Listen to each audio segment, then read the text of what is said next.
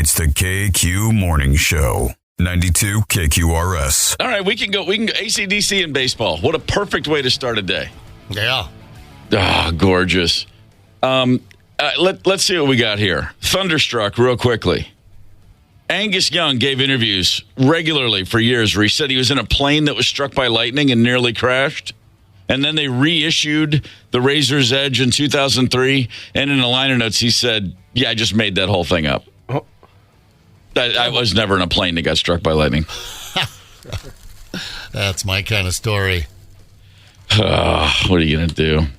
It's rock and roll. Basically, it was just a good riff. Brian Johnson always said, what's Thunderstruck about? Thunderstruck is about Thunderstruck. Yeah. When a song's good enough, it's all you got to say. Yeah. I mean, it's a good Thunderstruck, and you don't have to over-explain rock and roll. That's what we dig about it. There is what's going on this weekend? Oh, that's right, Easter. Yeah. Big holiday weekend, and I'm just going to cut right to it. Never a big deal in the Gorman household. No. We never heathens ever. We noticed it. We paid attention, but it just wasn't. Didn't color eggs. Yeah, we a little bit, baskets. I guess. We just colored the egg a little bit. I just don't have memories. Maybe it was so much that it overwhelmed me, and I just had to move on. But Christmas was huge. Birthdays were big. Easter was definitely. Good Friday was a big deal. Now, Good Friday in the Catholic household that I grew up in, huge deal. And in fact, my mom used to like the idea of us saying the rosary from noon to 3 every Good Friday, 3 straight hours. Wow. The 3 hours Christ was on the cross. That lasted usually about 12 minutes. And then we would have all freaked out, and she was like, fine, get out of here. But yeah, Easter, it's funny. My kids grew up, my wife's family was a big Easter family. I wasn't. So we had big Easter for the kids. And I was always like, really? Does this matter? And my wife's looking at me like, what is wrong with you? It's Easter. They have baskets, Easter egg hunts, the Easter bunny's coming. And it was just always foreign to me. I was like, we just didn't really care. Yeah, I feel like my neighbor friend Laura, I shouldn't throw under the bus, but she used to get presents in her Easter basket, video games and clothes and CDs, and I got a chocolate bunny. Yeah, that's the way Jesus wanted it. Don't forget he died for your sins too, Steve. I was always confused because he... Now, I mean, I understand Good Friday was the day of the crucifixion, but then when he came out on Sunday, did he see a shadow or not? Oh, sorry. It's a cheap joke. I had to get it out of the way. Yeah, that's nice. Yeah, the chocolate bunnies were big in my house, for my kids. But again, going back, we had Easter baskets. The only real Easter basket memory I remember from my childhood was one year. My dad set the Easter baskets right outside of our bedroom, and he got us up like, hey, guys, let's go. And we ran out of our room and ran right past them because we didn't expect them to be upstairs. Yeah. And that was the big joke. Where's the baskets? And then we ran right by them. But honest to God, I was thinking about it this morning driving in. I was like, wait, Easter is this weekend. And literally my brain just goes straight to a blank. It just never registered. And I had friends, and then my kids were those friends. My kids were those kids who have friends who go, man, the Gormans are crazy about Easter. And I just wanted to say, it wasn't me, man. It wasn't me. I didn't know what was going on.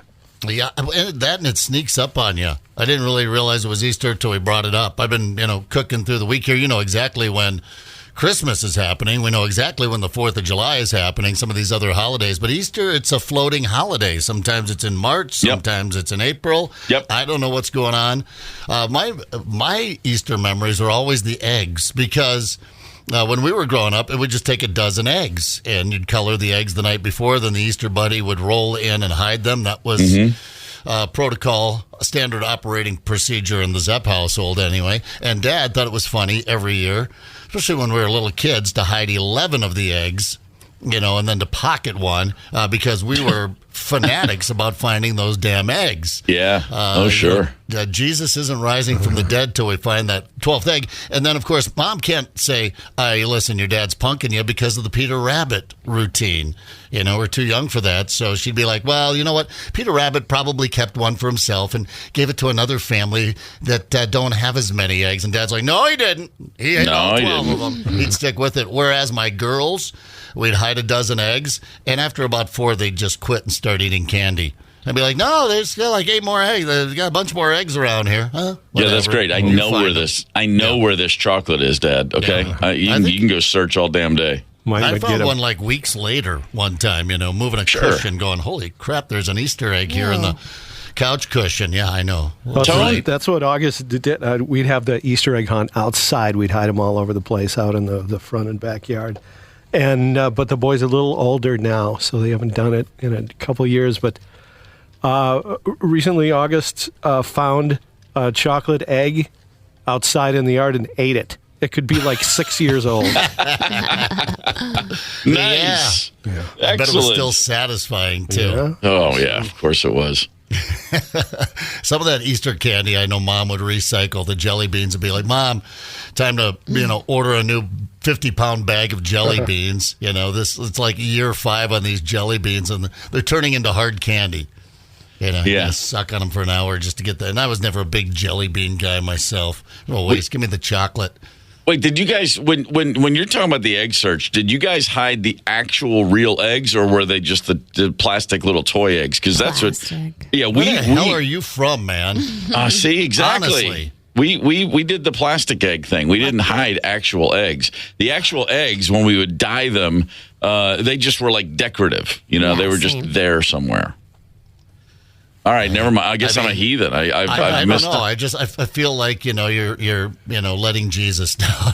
I don't know. It wouldn't be the first time. It's an easier way to do it. I don't know. The coloring of the eggs was always the bigger. I mean, that was kind of fun. I always thought, it's you let your artistic flair fly. I don't know. It's Easter. It's a floater. It's a holiday. Here's what I remember about Easter. We had to go to church.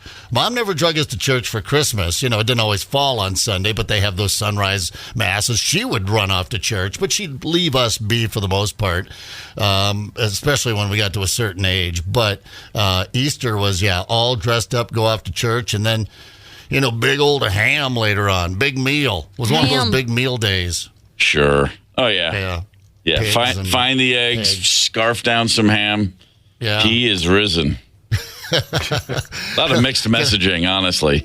Can I get an amen? All right, well, let's move along. I don't even know what's coming up. I don't know what we're going to talk about next, but it's going to be pretty damn entertaining, I bet. Hang tight. Connect with us on the KQ Talk and Text line. 651-989-ROCK. That's 651-989-ROCK. 92 KQRS. I'm Steve Gorman. This is the KQ Morning Show. It's Thursday, March 28th. We started the show talking about Easter. What was it like, around the Zepp house, the Wheeler house, the Gorman house, the Lee house. Nothing too off the chain, really. Nothing too crazy. Easter holiday, Easter traditions. Every family's got their own. I just, during the commercial break, I was just reminded of the greatest, most psychotic moment of my life as a young parent actually happened on Easter Sunday in 2003. And it was, we lived in Los Angeles. And I'll just give you a quick backlog. So our next door neighbors were completely insane.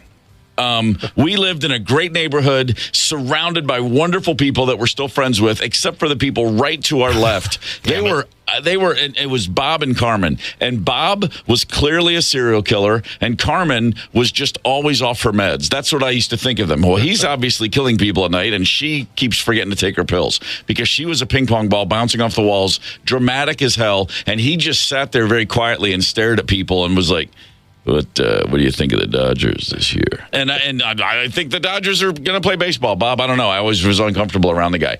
And in their house, which I was only in twice, they had a study, like an honest to God, like an old-fashioned.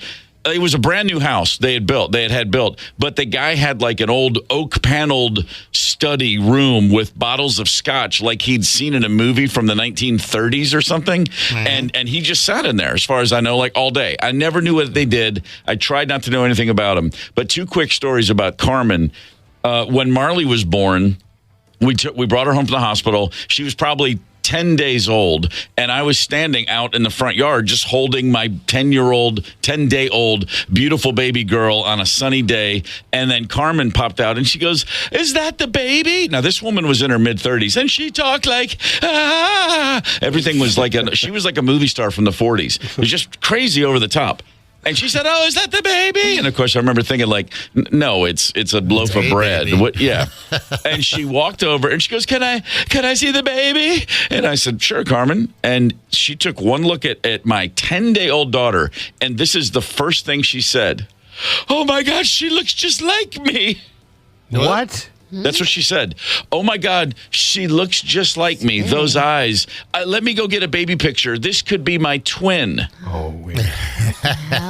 And I thought, okay, so that was, and we had not really interacted with her too much. So that was always like, ding, ding, ding, stay away from the crazy lady next door. Well, a year later, a little under a year later, it's Easter, and Carmen invites us. They have a boy and a girl who are much older than our kids. Like their kids are like 9 and 6.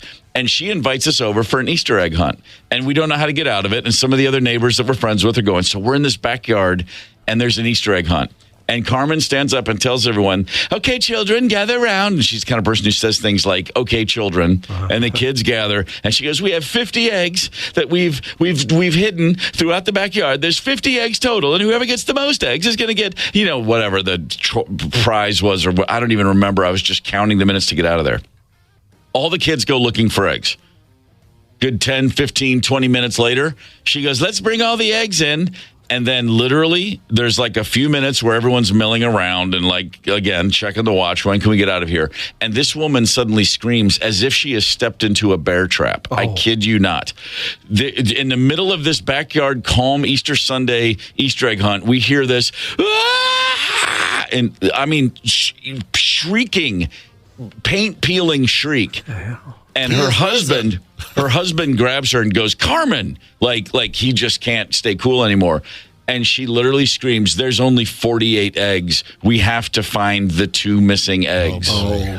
Yeah. And the whole party ended. Like everyone's like, "Okay, call the LAPD." Okay, listen, thanks guys. This is great. And again, these are just like plastic little eggs.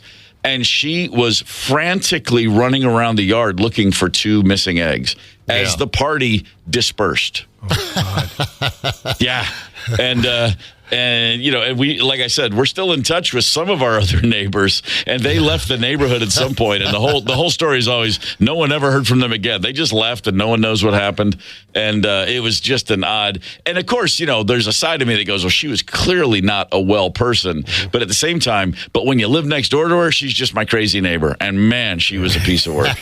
What if they ever found the eggs? Yeah, I don't know. I just knew that when we left, when we moved from LA. I mean, one of the things we were saying was, well, at least we're gonna, hopefully, literally on our way to the airport, going, all right, nothing bad happened there. Like we felt like we were living next to a ticking time bomb the whole time. Yeah. Yeah, it's transporting me to a time when I lived in St. Paul in this neighborhood for about 4 years and had some pretty nutty neighbors myself who would always invite me over to the backyard. I'm right next door. My truck's parked in the driveway.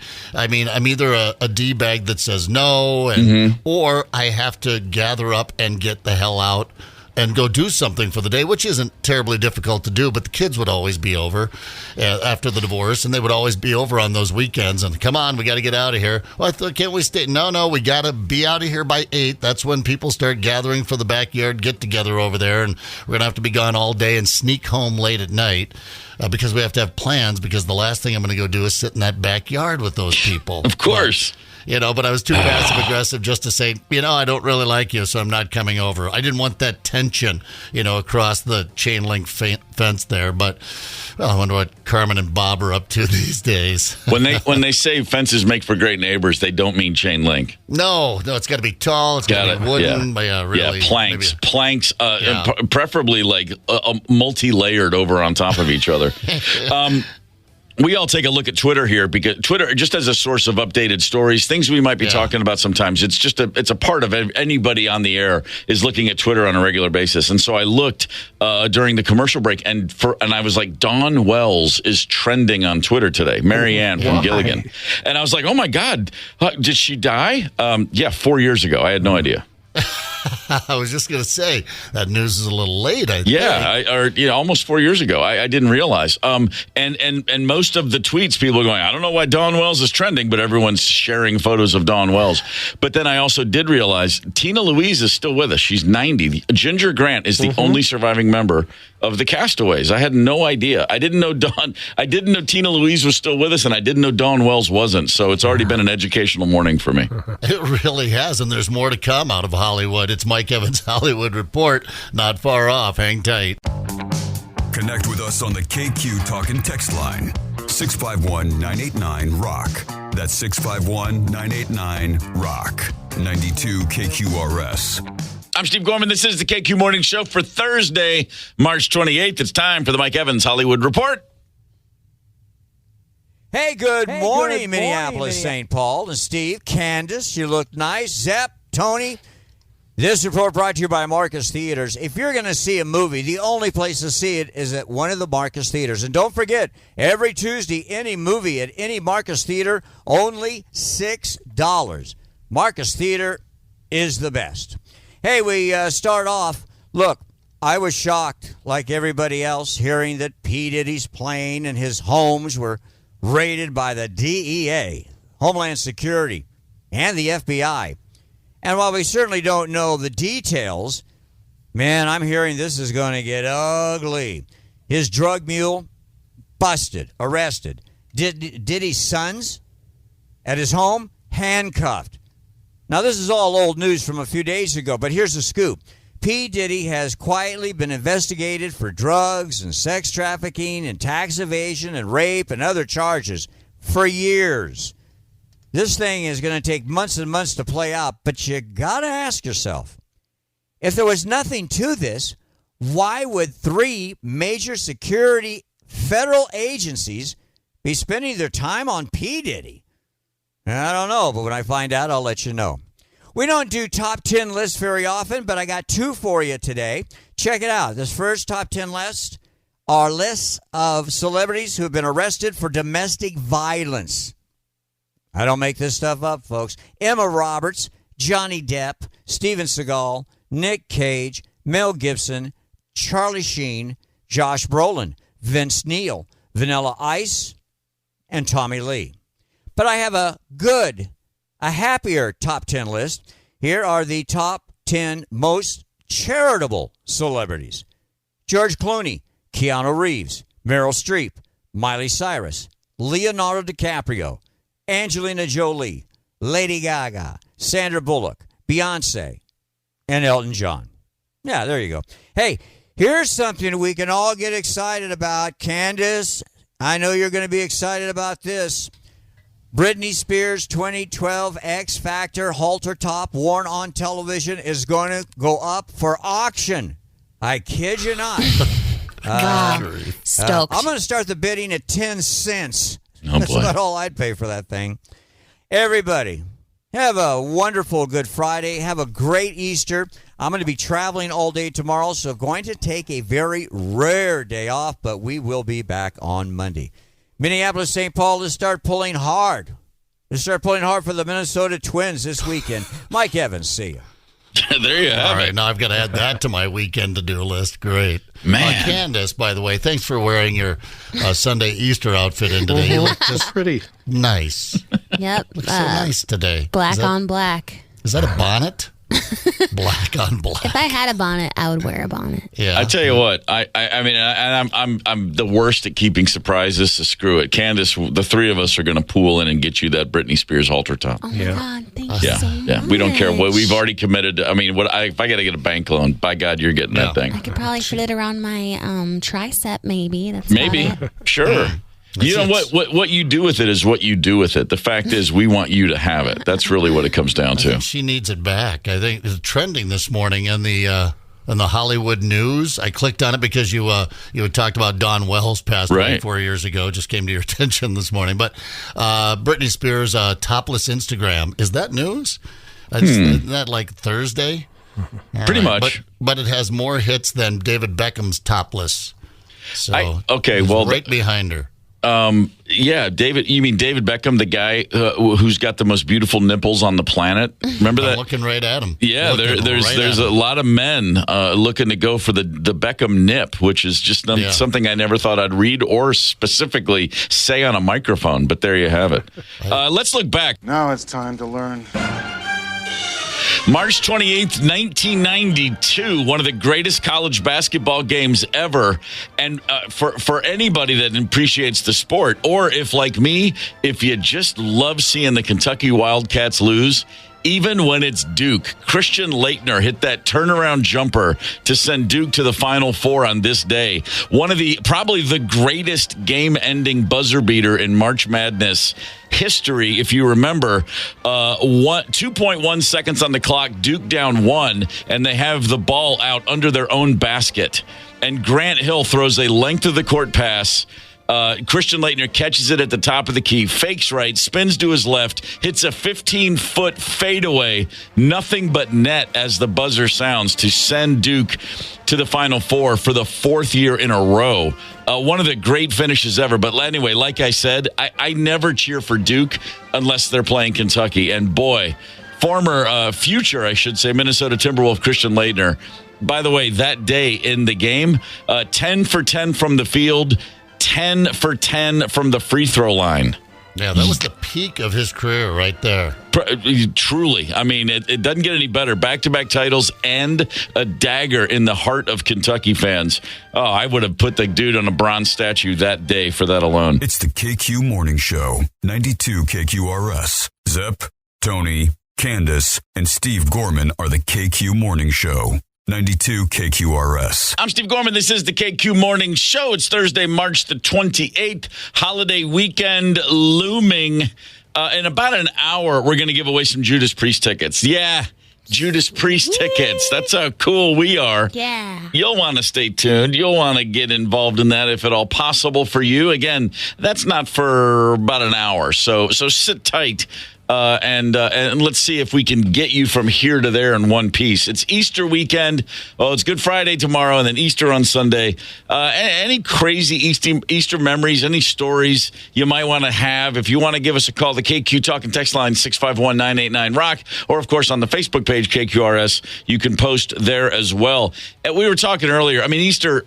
There's a whole like a lot of holidays. What starts as like there's a religious connotation just turns into a thing for kids. It's all about the kids. Let's get the baskets and let's make the eggs and let's have the kids look for eggs and let's give them chocolate and let's all go crazy. And everybody, puts on their Easter Sunday Easter best and takes pictures. And there's a dude in a rabbit suit shows up and you wonder if he's ever been arrested. It's typical stuff that happens. Mm-hmm. It's for the kids. And that brings to mind a question that I have because I'm looking at an article it's a big I'm not a TikTok guy. I don't have a TikTok account, but I always see people sharing TikTok videos. And a recent big controversy is very simple.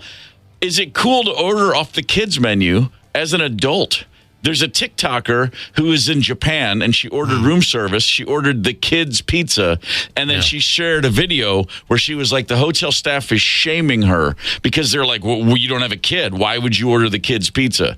I've heard people say this, like there's videos you see where somebody's at a McDonald's and they're ordering a Happy Meal and they're like, well, who's it for? And an adult goes, it's for me. I like the Happy Meal. And sometimes they don't give it to you.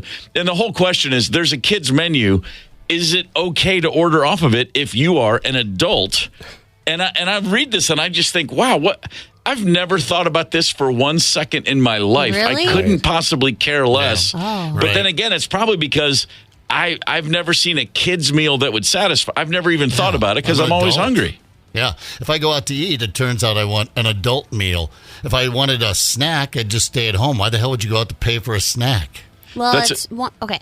So this... Here we go. I was like, I know one of us is going to have thoughts. Okay. So a lot of places are expensive, right? Yeah. And you get so much food. So I ran into this. Go out to eat. I ran into this issue on Christmas. Okay. My friend was in town, and so she's like, let's go get some hibachi. Like I'm going to be flying out in a couple hours. And I was like, okay, I guess I will. But I'm going to meet, my boyfriend is going to be making me this like luxurious Christmas dinner tonight. Mm-hmm. So I can't have too much, otherwise I'm going to be in trouble.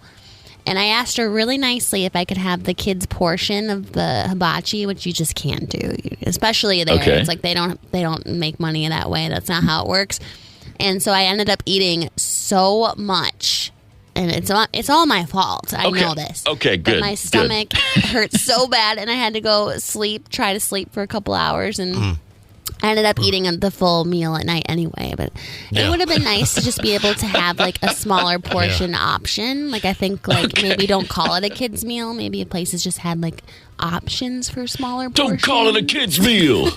I don't know. It's called an appetizer. I think are the options for smaller meals. I mean, I don't want to overcomplicate the process. You can just get a side of fries or something. Yeah. But I think this is more a question of. I love Candace, and I just wanted a little bit, but then I went ahead and strapped on a feed bag and ate the whole thing. Oh, I've done that. Gone out for I'm like, I really shouldn't, but I'm just gonna, and with a big meal coming up, and then you go there and you can't be rude. This person prepared this big meal. I've done this on dates, and I'll just sit there and eat and then run into the bathroom, puke quick, and no, I don't do that. But it's going to be an uncomfortable night. What is it about the grill tables, the hibachi, where you do eat way more than you would if it were just brought to you on a plate? If that food were just delivered in courses, you'd never eat as much. Watching those guys just do that magic, light that onion volcano on fire and all that stuff, I can't stop eating when I go to those things. It's so bomb. And then, it's too much interaction for me. I don't do hibachi. Really? It's in my face. I'm like, why don't you go back into the kitchen and make me something, spit in it, and bring it to me, please? I don't want to take part in the shtick, but I'm glad if someone at the other end of the table is being asked to catch a plate or whatever the hell they do. That's what I mean. But it's pretty. But I will just sit impressive, there. Yeah, I'll sit there for hours and just more. Sure, great. Yeah. No, Yeah, I clap. can't have enough rice in a day. I'm like clap and cheer. All my my friends. We've been going to Benihana's for years. The Richfield 7. We make if you interact, they often will do a sake shot in your mouth. They'll squirt it in your mouth. So that's that's the goal. Really, is to get one of those. I don't know if it's okay. The idea of being the 8th person at a hibachi table with the Richfield 7 is either the most exciting or the most daunting gauntlet ever thrown in front of me. But I kind of feel like I want to just wedge in there and be a part of one of those. I kind of want to be a hibachi crasher, I want to. Now you've made it interesting for me. Now I can show up by myself, and they'll go, I need to sit on the end of the table with those. Whose birthday is it? What are we doing here today? And just be loud, obnoxious, and that guy just crash the hibachi. You know what? Screw wedding crashers. That's great shtick. Yeah. A hibachi I'll crasher. Never do it, but man, no, that would be great. You could, just think of the sob stories you could tell. They'd take it. Yeah. I guarantee you, as a hibachi crasher party of one, if you play it right, you'd never pay for the meal. I was supposed to be doing this with my family tonight, but they died on the way here. Yeah, so something. by myself. Well, I come here once a year. This is where we were. This is right before we, the wet road and that oak tree, and you don't even finish. You never finish a sentence. You just speak in little burps and blurbs, and you just throw out keywords. Failed brakes, couldn't get the windows open. Right. It was I didn't even know there was a river there. And then once a year I come here by myself. But thank you. I think this year I would like some company. And then before you know it, you're 3 bottles of sake in. They're rolling you out. And you're not getting anywhere near that bill. That's great. Yeah. All right. Well, it's free. You can have that one. I probably won't use it, but it's amusing to think of. It's funny because there's definitely been some thinking. This story started with the woman's talking about room service. I've definitely gotten room service for the kids when the kids were little. It's real easy to be on tour with little kids. Way harder once they get their own life. Like by the time your kid's like 8, 9, 10, they're like, I just want to hang out with my friends. I don't want to go on tour. But with toddlers, 4 and 5, and then up to like 6 and 7, they're still like, you're still cool. They're happy to be there. So my kids spend a lot of time in hotels. A week here, a week there, and they love it. They're like, oh, room service. And it could be the worst crap ever, but just the fact that somebody was bringing food to a hotel room, they were just so excited. And the kids' meal thing, we would definitely order that. And it's funny because I remember very clearly you'd open the door, or I would open the door, and the room service person absolutely looking at me like there's this dude with long hair, and I'm like, yeah, two pancake parties and a side of whatever they call their kids' meals, and it's just like, dude, don't even start, because it was a thing. They're wondering about that, like, what's going on in there? What do you actually have kids in the room? And of course, the answer was, yeah, I do. Back off, leave your phenomenally overpriced pancake party platter, whatever it's called, and just get out of my face, dude. Yeah, right. Man. Oh, sometimes they have things on the kids' menu that you might be craving that they don't have on the regular menu. Spaghetti. I'm thinking of my buddy Mark, and we go out after hour. We go to one of these 24-hour places like a Denny's or something like that, and we're just going to get some chow. We're porking out before we pass out, and he wants spaghetti, which is on the kids' menu, but it's not on any of the other menus. And you're going to get a little plate with some spaghetti on it and a little piece of bread. And so he wants to order 3 orders off the kids' menu of spaghetti, and we're drunk. And was really annoying Flo, our waitress and server, rather. And, sure. But back then it was a waitress. This was the early 90s. And yeah, just really annoyed it and started annoying us. We're like, dude, just forget the spaghetti. Get a freaking omelet like everybody else, Get something else. Don't worry about the spaghetti. He's like, I just want 3 orders of children's spaghetti. And, it was quite a scene. I wouldn't recommend that probably, but he had his heart set on spaghetti, so they did, in fact, bring him a full plate of spaghetti. Fair enough. I just remembered, speaking of Japan, my son's Connell, he celebrated his first birthday in Japan. We last time it was the only time Rosemary, the Crows toured over there a few times, a bunch. But one time when Connell was 1, as it turned out, his first birthday, we were there. And at the time, I was calling him Mr. Bingo. I was like, hey, man, that was just, I had a different nickname for him every day. But literally, the hotel staff where we were staying, they heard that it was his birthday, and they just sent a birthday cake to the room, and somehow they sent and on the cake it said "Happy Birthday, Mr. Bingo," and I was like, "Who got to? How did they know?" It's really funny, but I just remember that right now. Like, wait a minute, I was in Japan at a hotel with my kid, and they sent a cake, "Happy Birthday, Mr. Bingo." I was like, "Yeah, right on, man." It looks like a delicious cake, by the way. I just sent you a picture. Yeah, I'm looking at it, Mr. Bingo. I love it. Candace, I believe we have a caller. Andy from Vadnais Heights. Andy, good morning. Yeah, morning. How you doing? We're good, brother. What do you got for us? So, I was at a church service about 10 years ago. Everybody came in the morning, and it was completely dark. The power was off in the entire building. Everybody was freaking out. Nobody had any idea why. Everybody seemed to want to blame the youth minister for it. She had nothing to do with it, of course. Mm-hmm. But we were just trying to figure out, okay, how are we going to do this church service? We have electric instruments for the band. Nobody can play. And amazingly, 2 minutes before the service was supposed to start, the lights turned on and a miracle. And everybody was like, yeah. The biggest and he has risen. Yes. The biggest consternation among some of the older members was that their egg bake wasn't ready and hot by the time that most important part, Oh, well, of course. The egg bake. That's why you get out of bed in the morning. So anyways, I thought I'd call it share. It was a huge miracle. Yeah. We'll take miracles any way we can get them, Andy. Thank you, brother. We appreciate it. I love that. You got it. there was an egg bake crisis on Easter morning. I could see that too, because the food was always the thing. On Easter, it was all about the big meal. It was being prepared before you went off to church, and Mom was up since midnight or something working on getting the meal all ready, and then there was a break for church, and then we'd come back, and God, Mom worked her ass off so that we could just pig out and nap all day. We'd all sit around the table, put our napkins in our shirt collars, and dig into that rabbit stew every Easter. Oh no, I'm kidding. I'm sorry.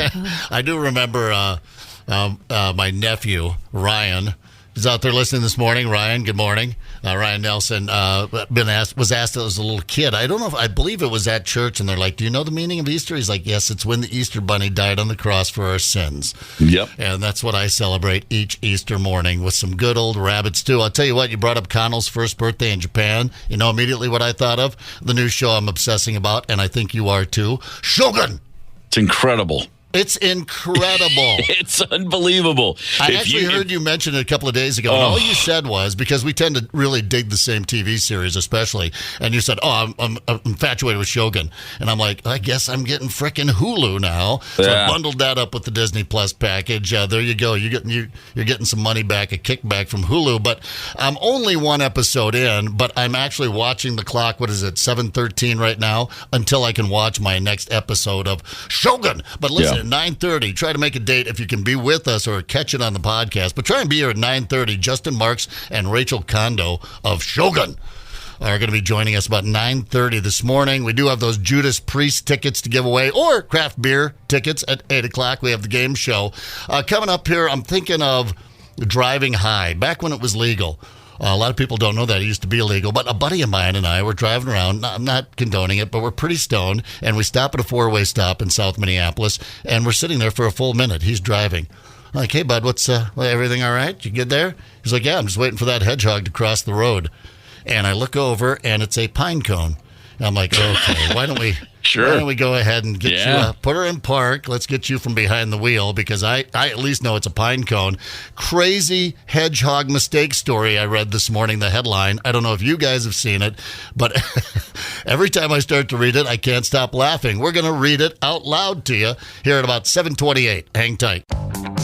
Connect with us on the KQ Talk and Text line. 651-989-ROCK. That's 651-989-ROCK. 92 KQRS.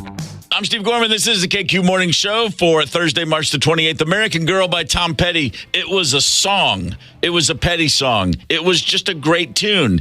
And then Silence of the Lambs came out, and then it changed forever. And then it became one of the most...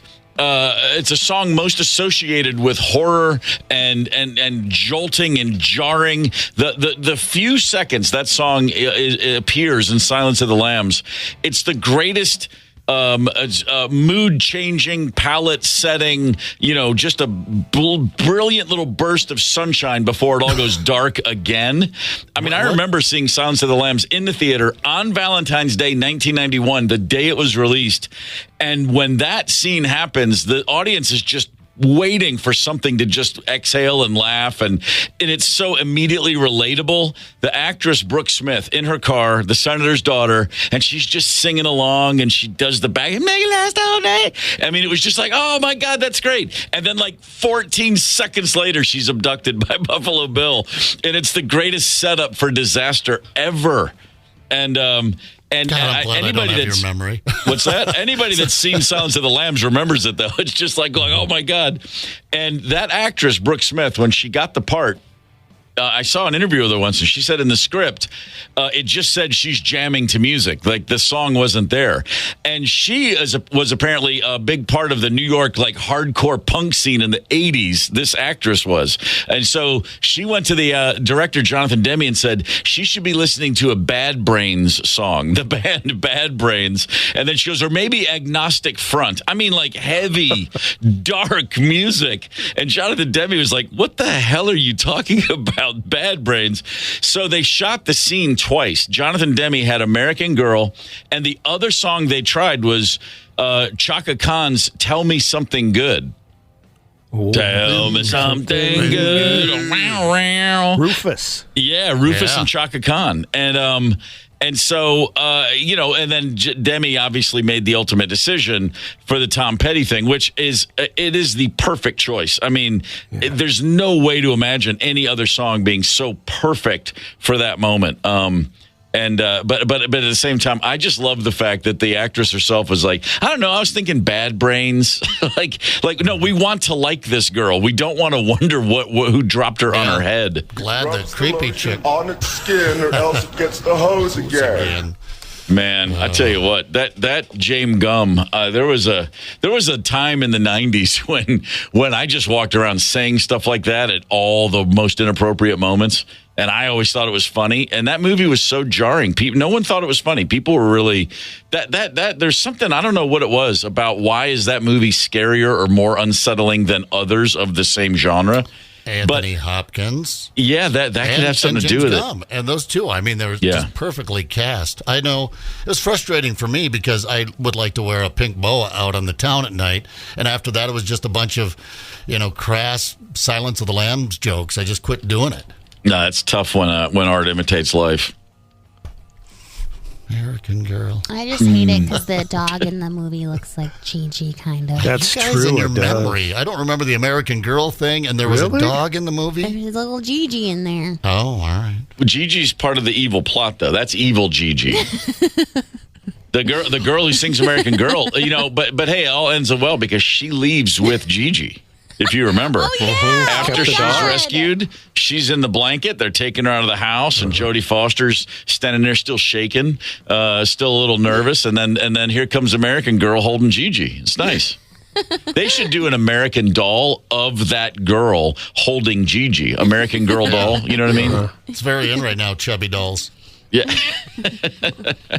Hey, listen, this woman, she spent, a couple days down in a basement well, and came out of it with a new pet, which is really nice. Yeah. She obviously loves animals, as do we all. Everybody loves animals. And Zepp, you mentioned something about somebody who, really loves animals, a British woman, I believe. Yes, a well-meaning British woman recently saved the life of a baby hedgehog. Oh, nice. Hedgehogs are awful cute. Yeah, they are awful cute. Don't they look like little pom-poms almost? Yeah, they're so cute. Yeah. They're just like little bundles of joy, a little hedgehog. Yeah, she found this little hedgehog actually on the side of the road, scooped it up into a box, then brought it home, tried to nurse it back to health, kept it warm, dark room, put some cat food in the box, hoping it would eat. Now, I wonder hang on, sorry to interrupt, but I wonder if she Googled, can you feed cat food to a hedgehog, or just tried that. I think she just went with that womanly instinct they have to nurture.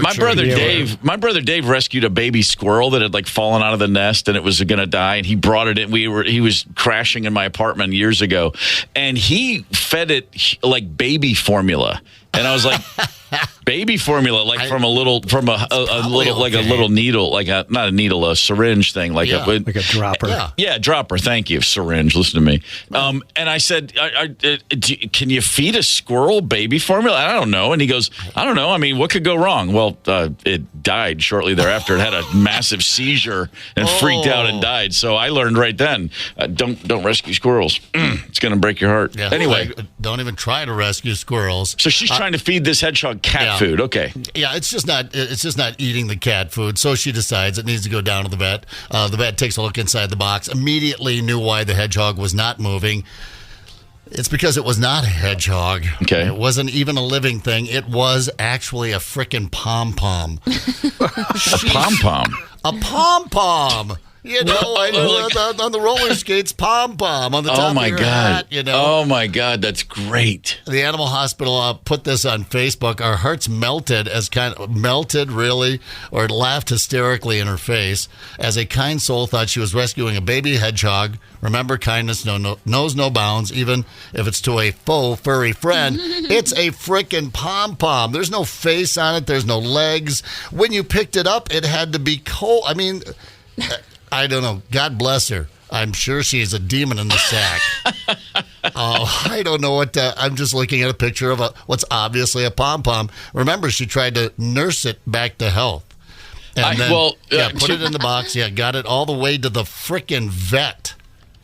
Two things come to mind. A friend of mine had a couple of, he moved into his new place and somebody gave him a cactus or two small cacti in their little pots, and he had them in his windowsill in the kitchen.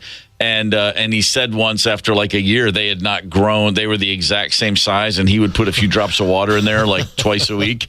And I went over and I took one look at it, and I was like, dude, this is plastic. I mean, it was so obviously not a real cactus. He's like, are you serious? He walked over, and he's like, he grabs it full on with his hand. He goes, oh my God, I was worried I was giving it too much water. I was like, what? No, it's plastic. But the other thing this makes me think of is, and if you're looking on, you look at your Instagram or Facebook, you get into the reels and you go down it's the worst thing ever because I click on one. Here's a dog and a cat that are best friends, and I watch their video, and then the algorithm sends me 57,000 things like that. But what I found myself getting is a pretty regular stream of Instagram reels where these people found a cat on the side of the road, a kitten. They took it home, and it turned out it was a panther. And they raise. So you get a cat that's the size of like a normal kitten, and then you watch this video over the next 3 years. It's a full blown jaguar or something, and I'm like, listen. And they're acting like it. They didn't realize until it was 36 pounds. And I'm like, okay, it's 36 pounds and it's solid muscle. It's not like a fat house cat at 36 pounds. You don't act like you were stunned to find out this was not a normal cat. Every one of those is the same thing. Imagine our surprise when the vet said, actually, you've brought home a jaguar. I'm like, oh, for God's sakes. It can crush a crocodile with its jaws. I don't think you thought it was a Maine Coon. I'm interviewing a person at Animal Rescue in Montana several years ago, and she tells this fantastic story of a lady coming in with scratch marks up and down her arms, on her cheeks. She's just been mauled, and she has a kitten in a box that she had rescued along the side of the road, except it was, in fact, a bobcat. And, and she brought it in. She said, I tried to rescue this kitten, but it's just too wild. Yeah. And they're like, that's because it's a freaking bobcat. And well, tear your face off. And she was trying to nurse this thing and pet it, and it's just going crazy. Yeah, bobcat. But there was a story this morning that I didn't even share that going viral out in California, a mountain lion. Now, they just had a mountain lion death out there. A couple of brothers were out. Yeah, a 21-year-old ended up getting killed by a mountain lion in California. Everybody's on high mountain lion alert. And this mountain lion's going viral. People are posting it all over Facebook. It's gray, first of all. Secondly, it's just a large tomcat. I mean, when you look at it, it's standing by a garbage can. Have you ever turned on National Geographic in your life? Ever? Yeah. And it's gray, but whatever, Better safe than sorry, I guess. I don't know. I guess so. Those bobcats and otters, man. That's what I tell everybody. I don't care how cute you think they are. Otters are so cute, though. No, man. Candace. Yeah, there's a lady literally had her face ripped off last year on the Madison River in Montana. Three ladies out tubing, and it's a tubing river. They rent them, and people go tubing, but they got a little close to a family of otters, and Mom just...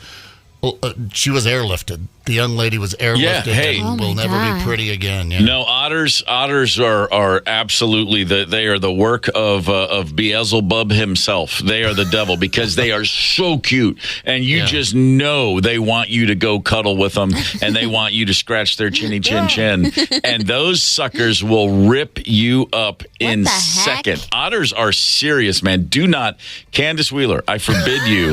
I don't even want you going to the Otter Bar anymore. I don't want you to go. No karaoke at the Otter Bar. All right. Stay away from river otters, man. They are not playing games. No. Dang. That's I have a whole shtick with my daughter who's in college in Virginia. I kid you not, no less than once every 2 weeks, I send her a text. Hey, remember, don't go near otters. And it's turned into a thing for years now. She's always like, got it, Dad, thanks. Because she does she and her boyfriend, they go out and they hike in the mountains and they do canoeing and kayaking and all that crap you do. Not canoeing, kayaking. And I'm always like, listen, those rivers in Virginia, the Shenandoah Valley is known for a couple things, beautiful sunsets and otters. And by God, stay away from those suckers. And no, it terrifies me. Otters, like occasionally you'll see a pet chimpanzee goes nuts, and they've got the strength of 7 men, and they'll go after somebody. But otters, man, it's It's like they're batting like 900 on human interaction going awry. They do not play games. I'm going to send you guys this story. We're going full circle back to Silence of the Lambs. What do you see this lady's face? By the way, ripped her ear off, too. Oh, my. Mama Otter. Just stay away from moms in nature in general. Anything, any mom. And look at them. They're showing a little picture of the, and they have that cute little chirp. You kind of want to take one home with you, don't you? Except it will rip your face off your skull. Yeah, it's that's what I mean. You just want to be their friend. You sound like you had a personal experience. You're a little over the top with the otter warnings I think when I was a kid, I've always loved otters and mongoose. Yeah. Mongoose, obviously, they kill snakes. They're my buddies. You speak affectionately. You have more than once of the mongoose. Sure. Well, and by the way, the Virgin Islands, my wife and I got married on St. John, and the island's crawling with mongoose, which is one of the great ridiculous things of all time. They're not native to the Virgin Islands, but hundreds of years ago, there was a real rat problem on the islands. And so somebody coming from who knows where, somewhere in Europe, said, let's bring mongoose and they'll take care of the rats. Well, mongoose are diurnal and rats are nocturnal. They literally set up shop next door to each other. I'm going to bed. You good? You good? Yeah. So then the island was covered with rats and mongoose because they never crossed paths. And so then they got rid of the rats, and then now the mongoose population has really decreased in the last 30 years for reasons that I don't have time to get into. But when we first started going there, those little guys were everywhere, and I was always so happy to see them. And people on the island treat them like they're rats, or like they're just squirrels. They're just a nuisance. And I'm just like, hey man, I know one thing. I've never felt more confident about there not being any snakes near me than when I'm on an island full of mongoose. It's the way I like to live my life. Snake-free and proud to be, baby. Snake-free and proud to be. That's beautiful, man. I'm doing what I can here. I don't have any problem. I just remember a kid's movie when I was growing up, one of those Disney movies, and the mongoose was the hero, and I always thought, that's badass, man. He's taking on cobras. Look at him go. Of course. What, Ricky Tikki Tavi or something like that? Yeah, come on, man. Something like that, right? Yeah. Nothing wrong with the mongoose. He's the shogun of the animal kingdom, I think. They've got like a ninja quality. They're taking on frickin' snakes, man. Man, when Ricky Tikki gets angry and his eyes turn red, are you kidding me? Come on. Oh, yeah. All right. You remember it, too. You remember it better than I do. Well, listen, I like I've said, and I don't need to just bury this, just keep beating this dead horse. But, yeah, as a kid, the idea that there was a tiny little mammal who looks cute who would then bring down a king cobra, I was like, not all heroes wear capes. That's what I was saying. I looked at that guy like, this is the greatest of all of the animals that Mother Nature ever evolved in whatever direction. This is the greatest one. Big fan of your work, Mongoose. And then, of course, I had the Hot Wheels because you had Snake and Mongoose. Remember the funny cars? Yeah. Yeah, Don Prudhomme. Yeah, that's right. Very good, Tony. I forgot. Yeah. I was just trying to think. So, of course, when they would race on like Wide World of Sports, or when we would have our Hot Wheels race off in the basement, I was always the mongoose. I was like, nah, man, I'm all over the mongoose here. It's your spirit animal. It really is nice and cute and cuddly. Whereas Candace is otter, again, just like Candace, she'll turn on you, rip your face off. God, isn't that the truth? Don't ever play. Go tubing with Candace. Rip your face right off your skull. It'll happen. A little game show. What do you guys think? Yeah. In the mood? Let's do it. Let's fire up the phone lines. Callers 9 and 2 right now. 651-989-ROCK. This morning we're playing yes or BS for tickets to 92 KQRS presents Judas Priest. Judas Priest, Brian. Thursday, May 2nd at the Armory. Prize provided by Live Nation. Our runner-up today, Minnesota Craft Beer Festivals, happening Saturday, April 13th at the Minneapolis Convention Center. That prize provided by Minneapolis Craft Beer Festival. 651-989-ROCK. Dial up. Good luck and hang tight. It's the KQ Morning Show, 92 KQRS. Zep, Tony, Candace, and Steve Gorman are the KQ Morning Show. 92 KQRS. I'm Steve Gorman. This is the KQ Morning Show. It's Thursday, March the 28th. Let's see. May 2nd at the Armory. Judas Priest will be rocking. And I just had a thought. Remember the old commercials where they would promote like a gig coming to town? They'd be like, Judas Priest, you've got another thing coming. You know, the Living After Midnight Band. They'll be breaking the law as they deliver the goods at the Armory May 3rd. Are you going to head out onto the highway to see the... make sure you bring your painkillers. I mean, I love all the old shtick like that. They'd always say, Mr. James Brown, Mr. Showbiz, Mr. Entertainment. Oh, it's great. He's from it's a woman's world. It's a man's world. There's a woman. They're just, it's good stuff. I have a good friend, Tom Bukovac, the world's greatest living guitarist. I truly believe that to be true. And he can do a 3-minute K-Tel commercial, every word, every song clip from like the 70s where it's like, you remember this one, we had joy, we had fun. What about Badfinger? No matter what you... And it's like remember those old commercials used to come on? Sing along. And it would just be, there's like a little clip of a song in between all the exciting, and I've seen him do this over the years, and it never changes. I did a video of him doing this commercial, and then like 2 years later, I asked him to do it again, and I videoed it again, and then I A and B'd them, and it's word for word, it's exactly identical. It's perfect. And those K-Tel commercials were incredible, man. And there were so many songs. There were so many songs that all I knew was the hook from those ads. You know what I mean? Beach Baby. I don't think I've heard it all the way through. But Beach Baby, give me your hand. That's it. I'm out. And then there would always be the time when you'd hear it. You'd be somewhere and be like, oh wait, oh, this is that song, and you only know the one line. But then when you hear the whole song, you're like blown away by it. Like, whoa, that's amazing to me. I had no idea. Yeah. Oh, that was good stuff. Wasn't Robbie the Robot part of those? Didn't he get involved with that? Am I thinking of the K-Tel records? Didn't they hire Robbie the Robot for a while? I don't remember that. I don't remember Robbie the Robot. Right here in our backyard, K-Tel records. They still around? I think so. Oh, I don't know. K-Tel's Minneapolis? Eden Prairie? Eden Prairie? Right on. Wow. Yeah. Wow. Yeah, that stuff was great. And then, that was also a weird thing in the 70s. Do you remember the Stars on 45? Yes. It was hit singles of other hit singles where they would just take a bunch of songs and put them all at the same tempo, and it's hard to even describe what Stars on 45 was. It was you had people singing about hit songs, and then there'd be a clip of the hit song, all within the context of one song that would then also chart on the top 40. Right, set to like a disco beat. Yeah, it was really, really strange. But just speaks to the level of early cocaine in America in the 70s. The creative sparks that flew off the mixing desks of studios all over America because of the mountainous, pure, uncut cocaine that was flying around back then. By the way, K-Tel out of Canada, started by a Winnipeg businessman, and then in 2007 merged with Ronco Records and relocated to Hopkins, Minnesota. Fair enough. I had no idea we were in the the presence of such. It's like saying Capitol Records is up the street, but not really. If Capitol Records was nowhere near as cool. Okay, let's get to it though. Judas Priest is where this all began. May 2nd at the Armory, they're going to be rocking. There's also a little Minnesota Craft Beer Festival. Not little, it's big, on Saturday, April 13th, and we've got tickets to both. And we've got a couple of callers ready to compete, ready to take on the gauntlet Tony Lee will throw their way. Tony, what is today's test of skill? It's a mighty, mighty challenge. That is bull. Yes. And I say that is bull. Oh my God, that is bullshit. The answer is yes. The answer is yes. Oh, I don't believe that. Okay, here we go now. The game is Yes. Yes! Yes! bullshit. The KQ Morning Show presents Yes. or BS. Yeah, it's time to step up your guessing game and win prizes. It's yes or BS. Is it true or made up, fact or bupkis?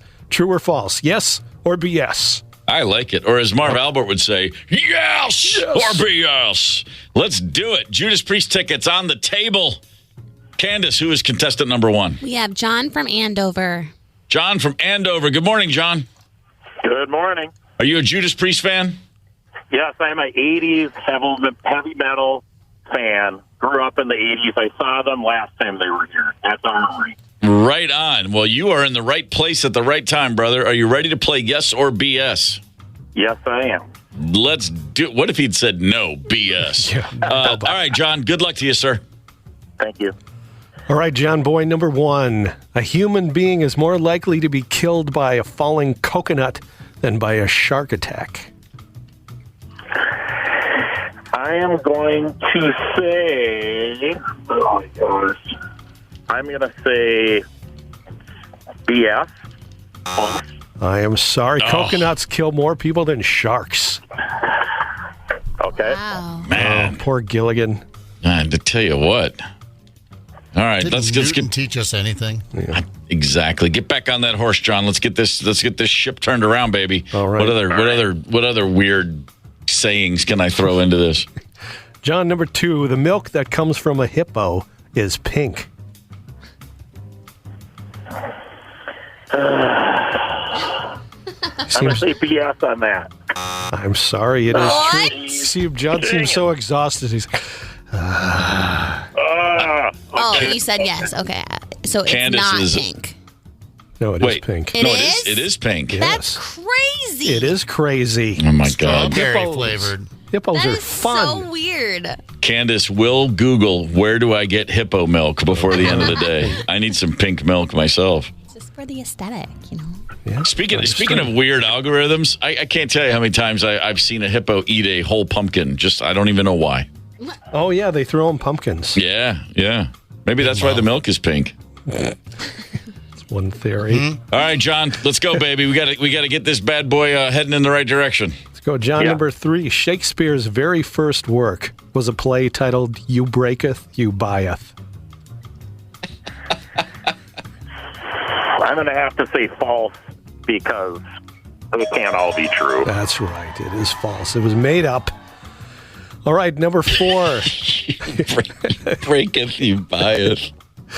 Yes, the number 4, armadillos almost always give birth to identical quadruplets.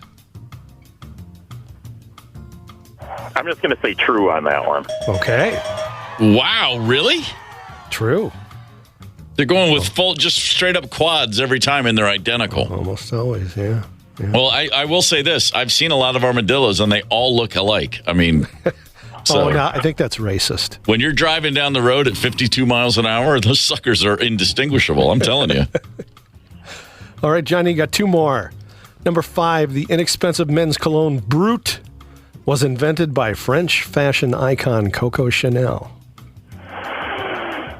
I'm going to say true on that one. I am sorry, sweetie. I want nothing to do with this. Okay. Boy, I used to douse myself in Brut. Yeah, I know. Inexpensive is relative, man. I had that stuff. I never went for Brute, but don't think I didn't have a bottle of Wind Drift right there on the chest of drawers. Mine was Old English until then I hit my 20s and got some Drakkar cooking.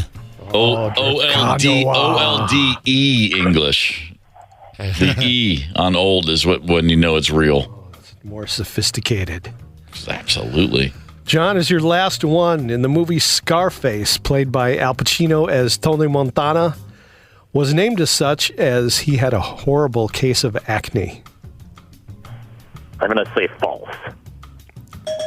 That is true. It was a scar from something else. All right, fair enough, John. 3 for 6, not too shabby. Nope. And I would tell you if it was shabby. Been waiting a long time to say shabby. I always say not too shabby. John, you're halfway home, brother. Sit tight for a second. We're gonna get contestant number 2 up and on the mic. Candace, who we got? We have Jenna from Forest Lake. Jenna, good morning. Good morning. Are you a Judas Priest fan? No, but I will be. That a girl. All right, I appreciate that. Well, we got tickets on the table for you. If you can beat 3 out of 6, they are yours. Good luck. Thank you. All right, Jenna. Number 1, the Aztec civilization actually originated thousands of years ago in the Iron Range of northern Minnesota.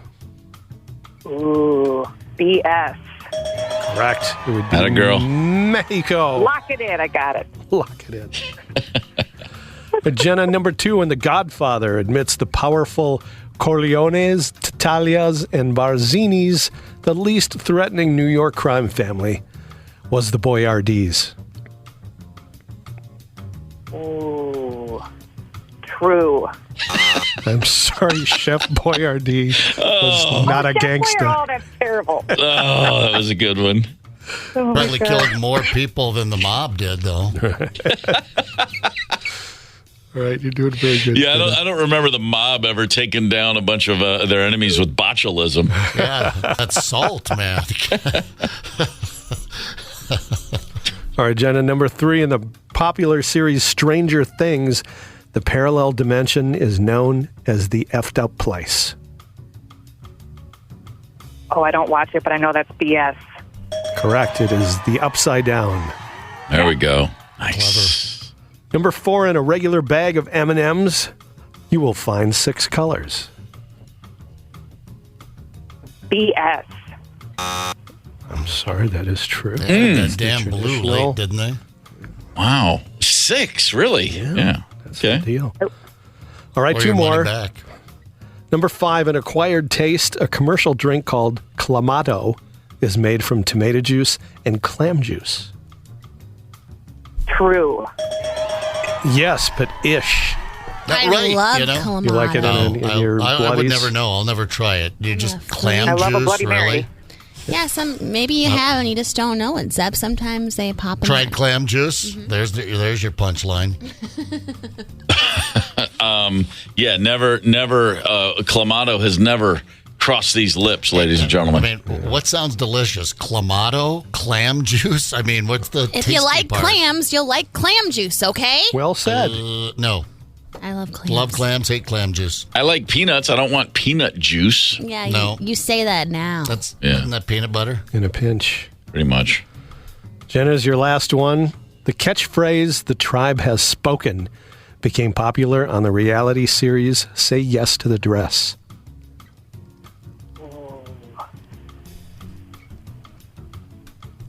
Yes. Oh, I'm sorry to say, it is from Survivor. Say yes to the I was dress. going to get, shoot. Oh, shoot. I mean, Say yeah, yes to the dress. I think you may end up losing this game, but I think you're going to end up just winning in life. You're not watching Survivor.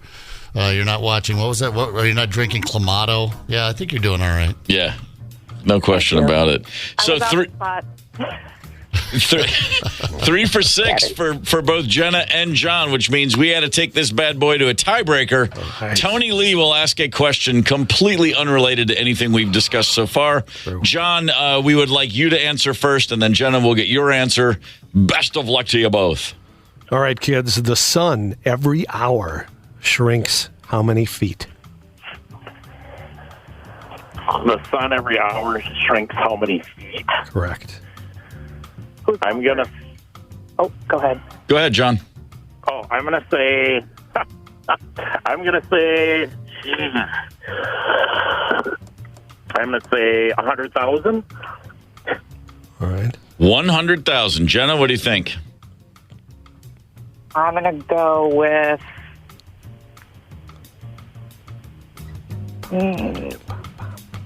800,000.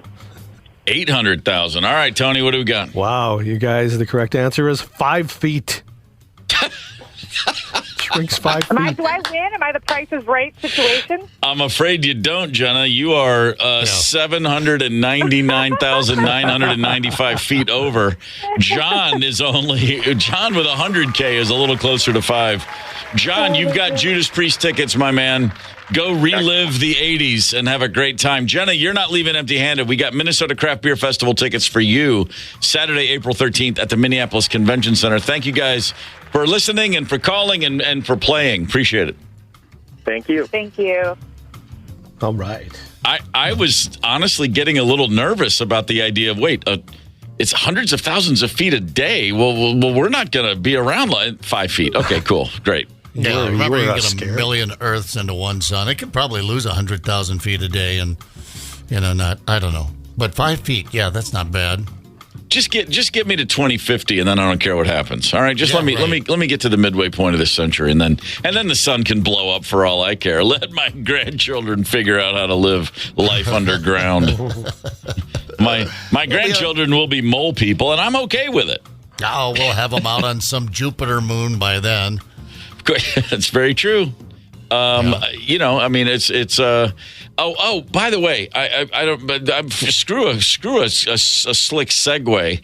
I just got to talk about something here that is really important to me, and that's that a new study has found that Americans, I should say, we, the people of the United States of America, there's, the old saying, there's gold in them, their hills. Sure.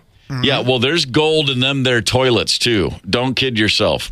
$4 billion worth of gold a year is pooped in the United States of America. You heard me, Tony Lee. A professor at Arizona State University did a study from 94 different wastewater treatment plants across America, and he studied fecal material and found small quantities of 50 different precious metals, including gold, silver, and platinum. And when he looks across the entire population, he calculated billions, up to $4 billion worth a year is coming out of our system into the water treatment plants, wastewater treatment plants across the America. Now, why is this happening? How is this even possible?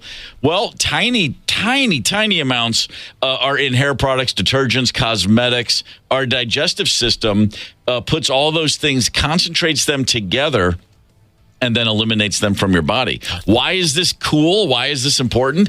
It could help the environment in two ways.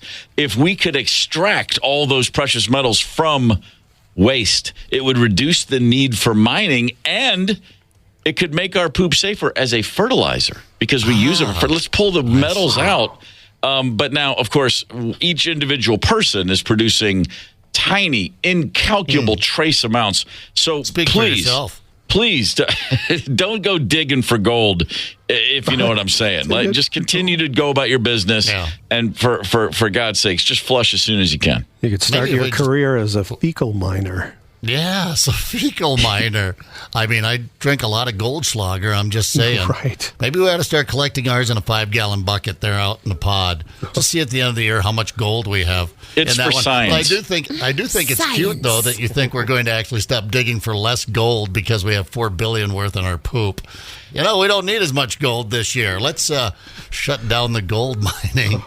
Yeah, greed being what it is. I mean, would San Francisco even exist if we'd known about this 200 years ago? I think not. Yeah. What happened to all those old prospectors? Yeah, can you imagine? Panning their poop.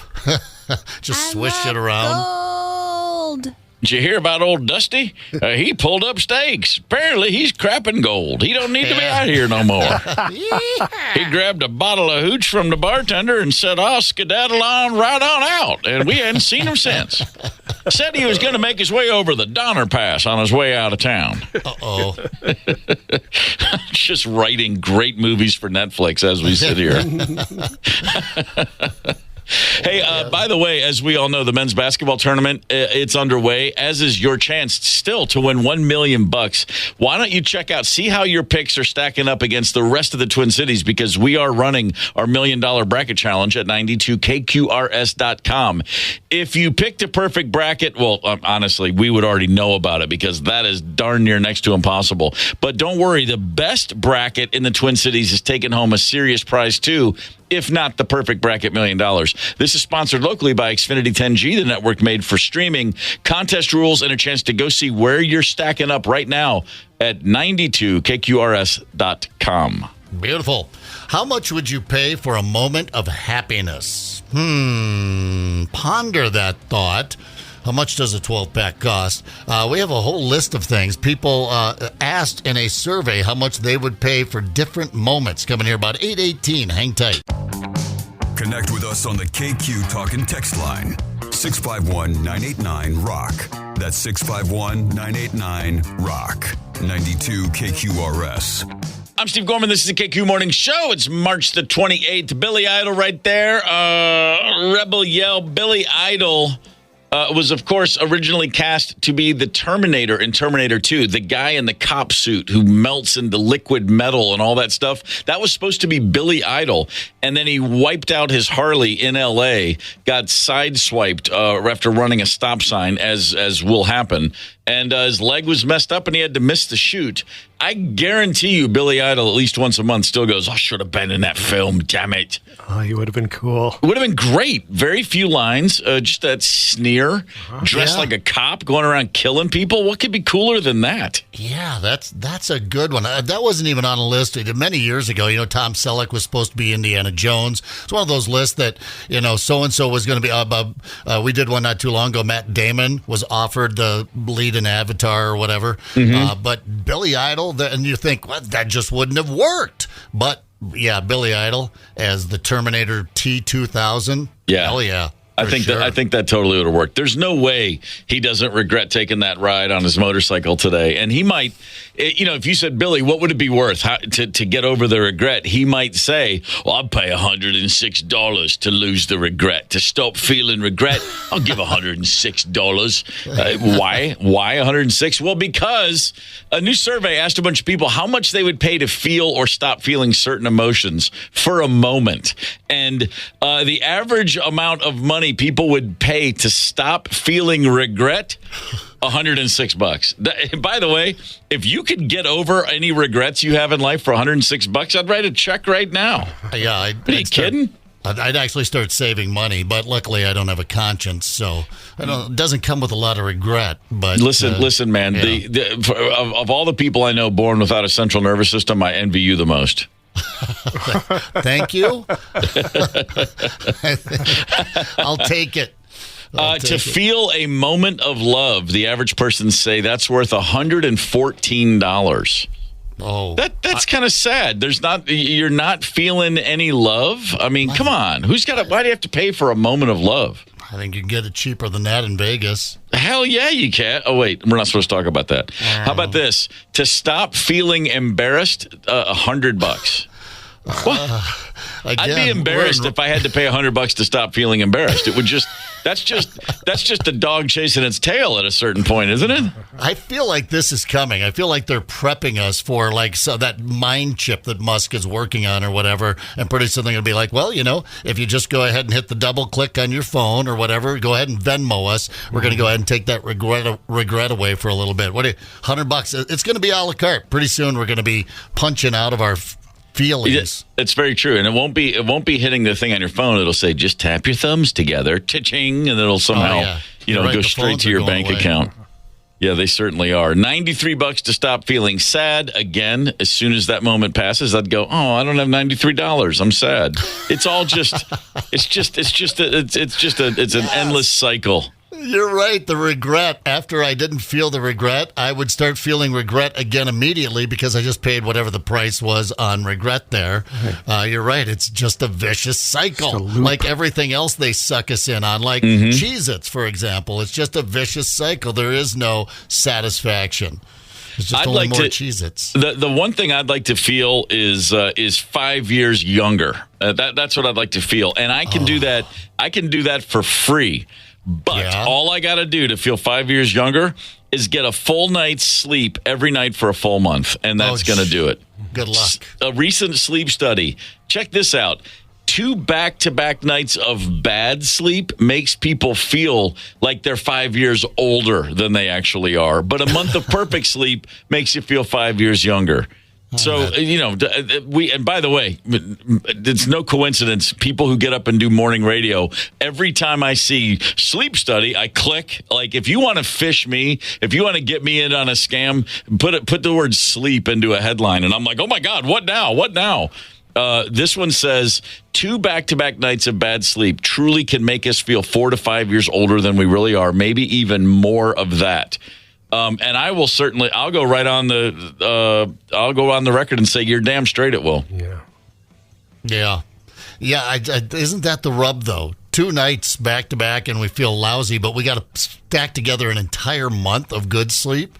That's impossible. Well, that's how. I mean, look, I learned this the hard way. You can eat like a ton of Mexican food and drink beer for 27 straight years, and then it takes like way more than a week to work all that off. That's just bull, man. I mean, pills for that now, man. Yeah, that's very true. We certainly do. I don't have to worry about. I do have to worry about my sleep, but I never. I don't have to keep up with if I haven't had enough sleep, because this is what my body does to me. If I'm not sleeping, if I have 2, not to mention 3 for sure, but sometimes if I have 2 straight really bad nights of sleep, I get hoarse. My voice starts to go. I mean, it's full on. It's just, and it's been happening. I got mono when I was a senior in high school. Not this new mononucleosis the kids have now where it's just like a bad cold. In the 80s, mono was a mother. I mean, it was the sickest I've ever been. And I was out for like a month with that bad boy. And ever since then, it just changed overnight. If I get like 2 hours of sleep for 2 nights in a row or only 3 hours, my throat just goes out. It's like, nope, we're checking out. We're done. Because I had the sore throat mono that it felt like I had just swallowed a bunch of broken glass for like 3 straight weeks. It was the worst sore throat imaginable.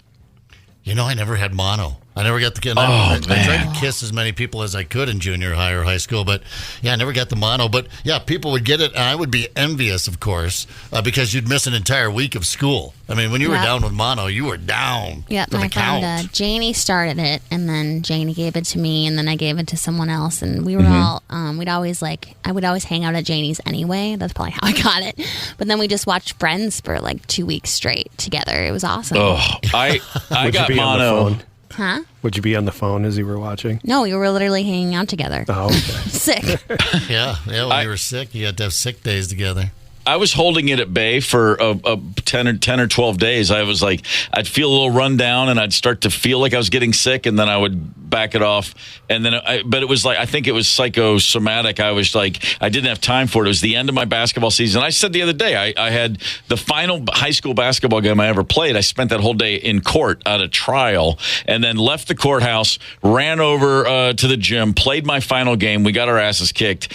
And the next afternoon, I just fell apart. Like I held off until basketball was over, and then mono overtook me. Had the worst. I thought it was the flu. Didn't know what it was. And I went to a doctor, and as you do, and he said he gave me amoxicillin. He said, "Oh, it's probably strep throat. Take this." And I took the amoxicillin, and apparently if you take that with mono, your body responds with a red rash over every square inch. You don't have that. You're not allergic to amoxicillin. I don't think I am, but with when you have mono, that's how it responds. Okay. And so I woke up the next day, and I had like red. It didn't hurt, but it looked like I had red welts over my I was covered with tiny little red leeches. That's what it looked like. Yes. Yes. And I got a photograph of mine because mine was like 2 years ago. It was bronchitis, and they gave me amoxicillin, which I'm sure I've had in my life. It's just the go-to. Here, take some amoxicillin and call me in the morning. And I was like, Maria. I was like a lizard man. Yeah. And there wasn't an inch that wasn't covered on my body. I'm like, crazy. Oh my God, I'm not. It's freaky. And I was 17 years old. If you don't think I made sure, I was like, what about the junk? Hold on. Wait a minute. Don't tell me. Yeah. Don't tell me the front office has leeches. My mom called the doctor, and she said, Steven has got a red rat. He goes, oh, well, that means he has mono. He was like, yeah, whatever. You know, old small-town doctor in the 80s who'd been doing it since the 40s. He's like, what? I don't care. Give him a Coke. Yeah, he's like, he's got mono. And so when I heard that, I was like, oh, man, I'm down for the count. I missed 2 weeks of school, and then we had spring break, and I was sick that whole week as well. Like could not get off the couch. The only thing I did during that 3 weeks, I'd been sick, for a few days, and then 3 full weeks were like I couldn't get off the couch.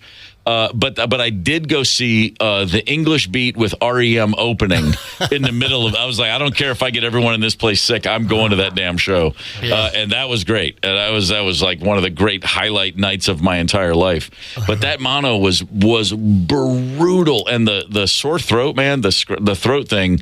Well, like I said, so right after that, I always know if I'm not getting enough sleep, because to this day, my throat will go, we're just going to shut down. You're just going to stop talking for a while. Yeah, that's the thing. Well, a lot of people came out of COVID with that as well. Now I'm thinking because of my amoxicillin reaction a couple of years ago, I wonder, because I had COVID twice, I wonder if that wasn't part of it, because now I can't have amoxicillin. They're like, oh, you got a terrible reaction. We can't ever give it to you again. I wonder if it had that same reaction with anyway, hard to say, but you're talking about going to the concert sick. I was hospitalized. I let an illness go when I was 12 years old, so I'm going to blame it on my parents, but it turned into pneumonia.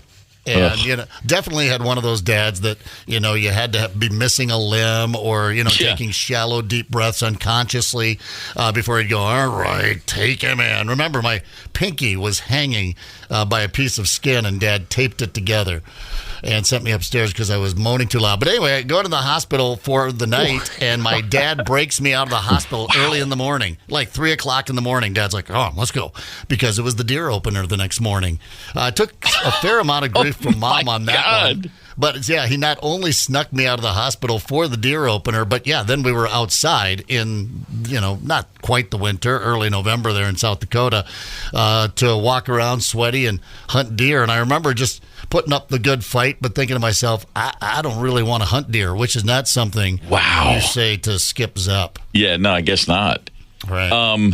Yeah, it's weird. It's interesting going places when you really shouldn't go, like you're sick or for any other reason. Like you find yourself, because I remember at that concert, I had a great time. I remember it very clearly. It was a key moment. Towards the end of my senior year of high school, my two favorite bands in the same bill. I was out of my mind with excitement. But like the second that gig ended, I remember walking out of the venue going, I don't feel so good a lot. Like, oh man, here it comes back. I had a big burst of 3 hours of adrenaline, and now it's gone immediately. I remember I went to a basketball game the day I got my wisdom teeth out. Like that night there was a game, and so I'm missing 4 teeth and had a bunch of like Percodan in my blood, whatever the guy gave me.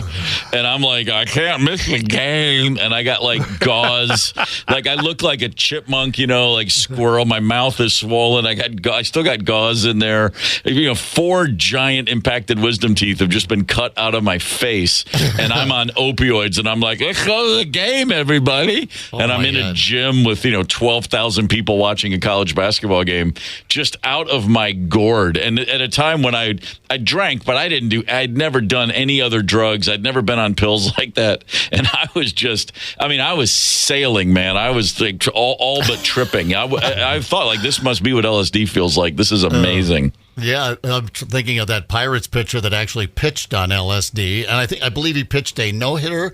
Doc Ellis. Doc Ellis, thank you very much. How could I forget that name? But it was the most important thing in the world. I remember Little League, the first game of the season, I got the flu, and I went in the bathroom and I puked, and Mom didn't hear me, but it was the first game of the season. We were leaving in like an hour, and I'm not telling her. I didn't exactly know it was the flu, but I knew I was pretty sick. But no, I'm starting catcher. I'm going to this game, hell or high water. So I drank a bunch of Pepto-Bismol because I don't know, it was in there, it was pink, and and I could reach it, and Mom would give it to me occasionally, so I just guzzled a bunch of Pepto. We get to the game, got the catcher's mask on, first batter comes up, through the catcher's mask, just barfed all over home plate, a big pink, like hippo's milk. We learned this morning, everywhere, and that was it for the game. They stuck me in the dugout and put a bucket hat on my head. Give him some shade. Maybe it's sunstroke. Doc Ellis, Pittsburgh Pirates pitcher, famously did throw a no-hitter on LSD, but that's the second greatest start of his career. A far less celebrated moment in his career, he pitched against the Cincinnati Reds when the Big Red Machine was just unstoppable.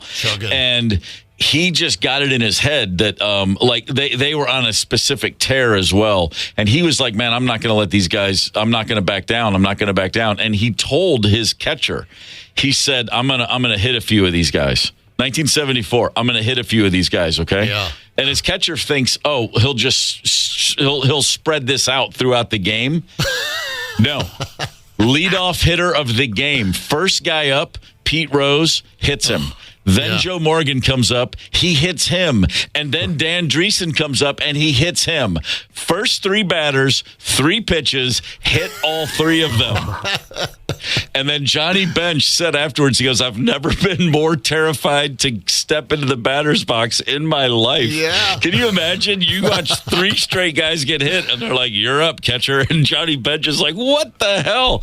Yeah. And he threw 2 at Johnny Bench's head and he ducked both of them. And then finally the manager of the Pirates pulls Doc Ellis. Like, dude, enough already.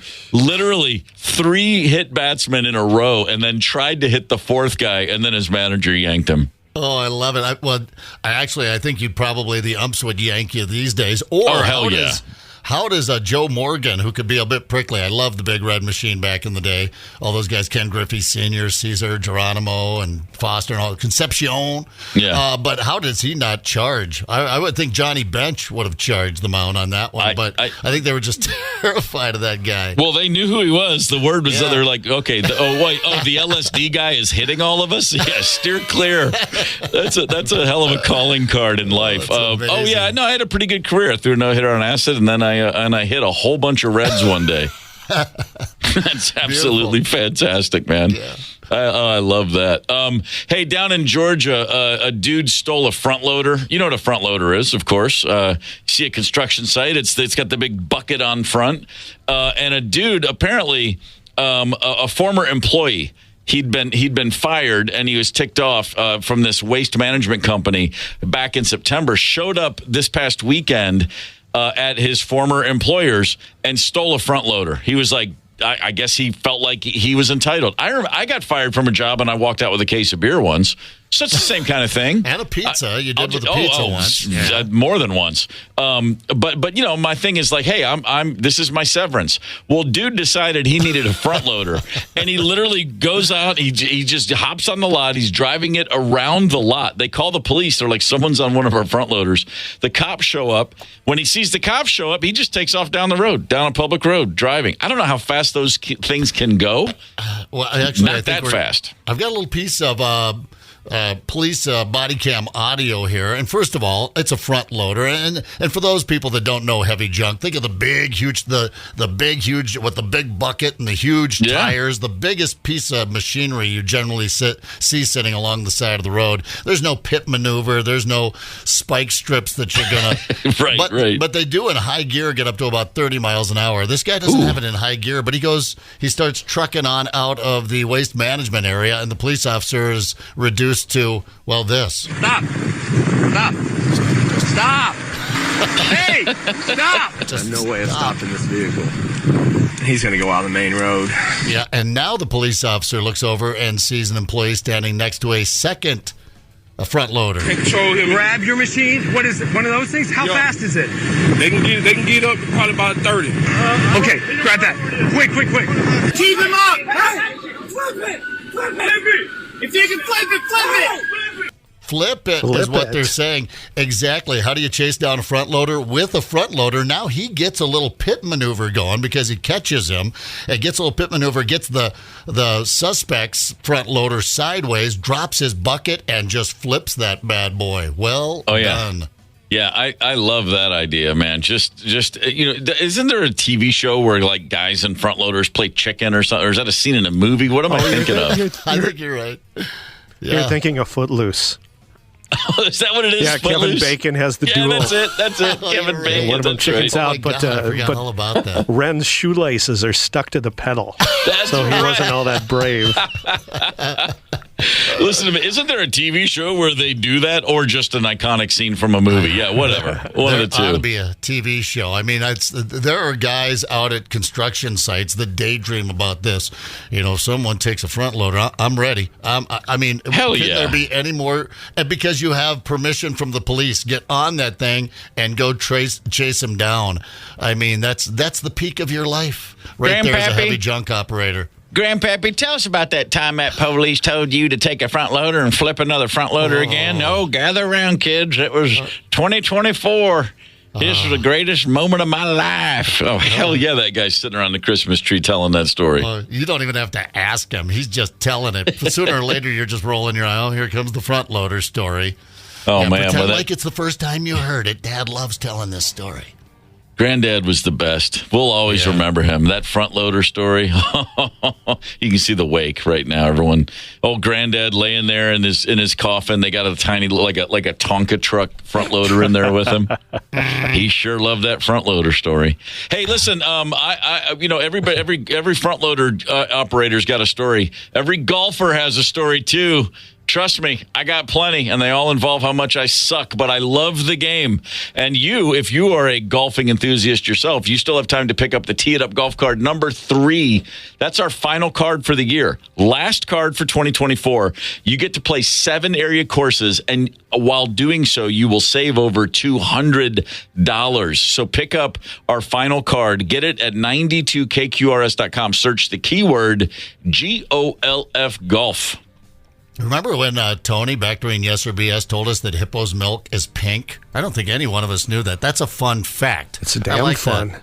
It is a damn fun fact. And then Candace found out that otters are vicious and will tear your face off. Mm-hmm. That's not a fun. That's an unfun fact. Yep. We have some unfun facts. Facts you wish you didn't know, but you want to know them. You want to hear them. Trust me, we're coming back with that at 8:55. Hang tight. It's the KQ Morning Show. 92 KQRS. Zep, Tony, Candace, and Steve Gorman are the KQ Morning Show. 92 KQRS. I'm Steve Gorman. This is the KQ Morning Show. It is Thursday, March the 28th. In a little over a half hour from right now, on this very show, we are going to have a couple of guests that I am thrilled to speak with. A guy named Justin Marks and a woman named Rachel Kondo, and they are the creators and showrunners and basically the people responsible for a new show on Hulu called Shogun, or it's on FX and Hulu. I've only watched 3 episodes, but it's my favorite thing in a very, very long time, and I'm glad I haven't seen the whole thing because hopefully that will encourage people to check it out. You haven't missed anything. It just hit the streaming service in the last couple of weeks. Shogun is awesome. We're going to check in with the people who created it because it's visually stunning. It's thematically stunning. It's one of those shows that you don't have to know a thing about Japanese history. You're just dialed right in. Yeah. It's awesome. I look forward to speaking with them about it. It is awesome. I feel like there's some historical fact. I want to ask them about that. One of the many things to like about you, Steve Gorman. You read things. I was trying to place them. I'm like, I've only seen 1 episode. They must be in later episodes. They're the creators of the show. That's who we really want to talk to anyway to do the deep dive into this. Yeah, fantastic. Well shot. Cinematography is amazing. And yeah, like I said, 1 episode in, I'm hooked. Yeah, and it's going to be... It's going to be fantastic. I can already tell it's already leading me down to oh my God, I'm not prepared for this at all. What's going to happen? I was a little hesitant. I saw the trailer a while ago. First of all, I didn't have Hulu. Now there's another $5. I'm not adding it up. I don't know what I'm paying a month. I think $1 million a month. I'm not going to add it up. So now I've bundled that because you brought it up. And I thought, Gorman likes it. Maybe it's pretty good. But, I had the old Richard Chamberlain thing stuck in my head from when my mom loved that. Oh, yeah. Right from the romance 70s. Shogun, and I remember watching it with her and thinking, it was a mini-series. That was a big deal back then. Roots started that for us, and then Shogun came out, and I thought, oh, cool, man, samurai. But no, there's 4 episodes in before somebody actually pulled a sword. It was romantic crap, but not this one. I don't think there was a housewife in America that didn't have the hots for Richard Chamberlain back in the day. I know, Mama Dottie seemed to really enjoy watching the show. Yeah. Oh, he's just a doll. Yeah, my Melda was definitely. My parents were watching Shogun, and she was like, "Oh, that's a good looking man right there." Hard to disagree. Yeah, no, he had it going on. And then of course later in his career and life, he came out of the closet, and it was just like. There were like black flags hanging from houses all over the Midwest. I'm out of the running. I thought I was going to leave behind this life with the wife and kids and run away with Richard Chamberlain. Right. I don't think anyone took it harder than my dad, though, when Rock Hudson, came out of the closet. Of course, the tragic AIDS death, and Dad's like, well, no wonder he liked doing all those war movies. I'm like, Dad. Pipe down, for God's. I don't know. Yeah, right. Picture. I'm like, geez, Dad, calm down. What Zepp and I were at the Donnie Smith bike show over the weekend, and we hung out with a bunch of listeners. We had a great time. We talked about it on Monday a good bit. We had a really fun time over there, and several folks came up and they said, "Hey, I love." A lot of the stuff you guys talk about, like information, like you'll come out of a song, you'll tell a story about a song, or I just feel like I'd learn something, and I thought, wow, that's really awesome. I'm really glad to hear that. And I made a note to myself, well, we have to really make sure that at least once a day we put our minds together, we put our heads together, and we come up with, okay, we got to make sure we leave some people with some new information that's really important. And sometimes that information is awful and you wish you didn't know it. So instead of sprinkling them out throughout, how about we just lay it all on you right now? Here comes a whole bunch of crap you're going to wish you didn't know, but I encourage you to stay with us because some of this stuff, it's going to come up. There's going to be a conversation. You cannot imagine when or with whom where this will apply. For instance, in ancient Rome, okay, so don't worry, it's a long time ago. You don't have to necessarily get too upset about this. In ancient Rome, whitening teeth and fighting bad breath were very important to the ancient Romans. And so they used urine to do those two things.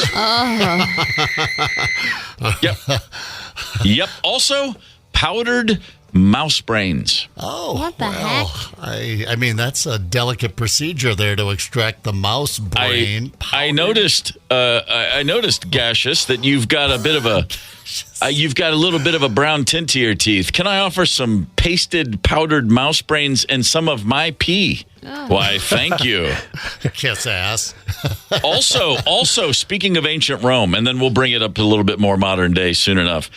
They used to execute people as old societies did. You could, for any number of offenses, you could lose your life. They used to take a person that was executed. One of the methods was they would beat you pretty considerably and then sew you into a bag. Like, put a bag around you, sew it shut with a live snake or a monkey or a chicken or a dog. Anything that would, I imagine, go berserk at being sewn into a bag and then attack you and then throw you into the ocean. I'm reading this. Can you imagine? Why add that layer? As I read this, do you see an or in there? See, because what I'm reading is they throw them into a bag with a live dog, snake, monkey, and chicken. Oh, that's right. Oh, I'm sorry. You're right. All of them into the bag. Dog, snake, monkey, and chicken, and you sewn into a bag, and then into the ocean you go. I mean, what in the... Who cooked that one up, you Caligula? Yeah, boy, I tell you what, that's some people chewing on leaves looking for a high and finding the right leaf one day and coming up with some ideas. All right. I dare anyone listening, I dare you not to Google this next one because I tried not to the entire show. The next one on the list, I Googled it at the break. It's Google worthy. I'm going to let you tell it then because I'm having a hard time with it myself. A banana slug. Yeah. You know what a slug is. The old banana slug can be 6 to 8 inches, and their erect penis can be just as long, 6 to 8 inches. Also, that erect penis emerges from their head, and then after mating, banana slugs eat each other's penises. Okay, first of all. Wait, do they grow back? I don't know. I didn't get that far in the video. That's my next Halloween costume. The banana slug. I think it's romantic. That's like a strong commitment right there if they don't grow back. Oh, great. Now, if we're not eating each other's penises, Candace isn't impressed. I'm just thinking about the fact that the slug itself is 6 to 8 inches long, and then their erect penis becomes just as long. Out of their head. Wow. Man, I mean, incredible. Talk about thinking with the wrong brain. It's the same brain. By the way, also fun fact, Sammy the banana slug is the mascot of UC Santa Cruz, University of California Santa Cruz. Their sports teams are the banana slugs. What? And they have a guy named Sammy the banana slug. I've seen Sammy. I've been to Santa Cruz. That's not true. You're making that up. I'm not. No, Google it. UC Santa Cruz, the banana slugs. That's literally the team name. After they have to hose off after blowing the brains out, Travolta sports that in Pulp Fiction. He's wearing one of their T-shirts. That's right. He is. Yeah, people probably thought that was like just a funny, weird shirt. No, it's a real thing. Oh, I would have thought that was like the cigarettes, the red apple cigarettes in the movie that they completely cooked up. No, yep, you see Santa Cruz, Sammy the banana slug. There he is. There he is. Okay, he's obviously in a committed relationship. Sure he is. Look at him. Most of us are not going to come across a banana slug. None of us are going to ever live in ancient Rome, so that's all well and good. Yeah. But here's a real problematic fun fact, unfact, you wish you didn't know. Even if you are smart enough not to have a Facebook account, guess what? Facebook already has compiled a shadow profile on you. Facebook is collecting data from all over the internet. They got your age, name, location, interests, and the like to get to know you. So if you create an account, they already have information to send your way. Bastards. It is. What's the end game for Facebook? Where's Meta taking all this? And maybe and the brain chip in the Zuckerberg brain? finally gets laid and just gets over it. Shuts it. My God. You're right. He just, he gets in, he has a rowdy weekend in the sack with someone and says, you know what, shut her down. It's not worth it. We're not going to do it. I don't need to take over the world in this manner. I got laid. I got my rocks off. It would really help us all if Zuckerberg could just get some and just get over it and just realize, okay, I finally had sex. We don't need Facebook anymore. Someone's got to take one for the team. This is a true statement, and I've seen this before, and I've Googled it every time. Up until as long into the modern era as the 1980s, around the world, including good old USA, there were plenty of people in the medical world who believed babies did not feel pain, therefore would be operated on without anesthesia. What? They're crying anyway. It's just more crying. Stop crying, you baby. I gotta believe it's a different kind of crying. Man. When you cut into them with the scalp, that's holy frick. I wonder if when they figured it out, if a bunch of doctors went, "Oh man, I feel like a jerk." I would certainly hope so. I mean, any new parent, it doesn't take long before you recognize there's different cries your baby has. You know, you can tell, and you don't even think about it. You just know. You become aware of it. That one kind of blows my mind. Panda bears. How cute are panda bears, Candace? Oh, I love little pandas. Don't you love pandas? Well, guess what? What? If a giant panda gives birth to twins, guess what the mom does? No, what? Abandons one of them right away.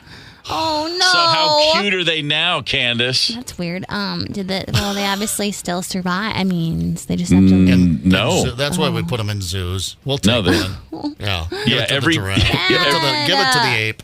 Every panda bear you've ever seen in a zoo was a twin left to die by its mom. Dude, that's messed up. It's like literally every time a panda bear delivers twins, it's like the movie Sophie Choice all over again.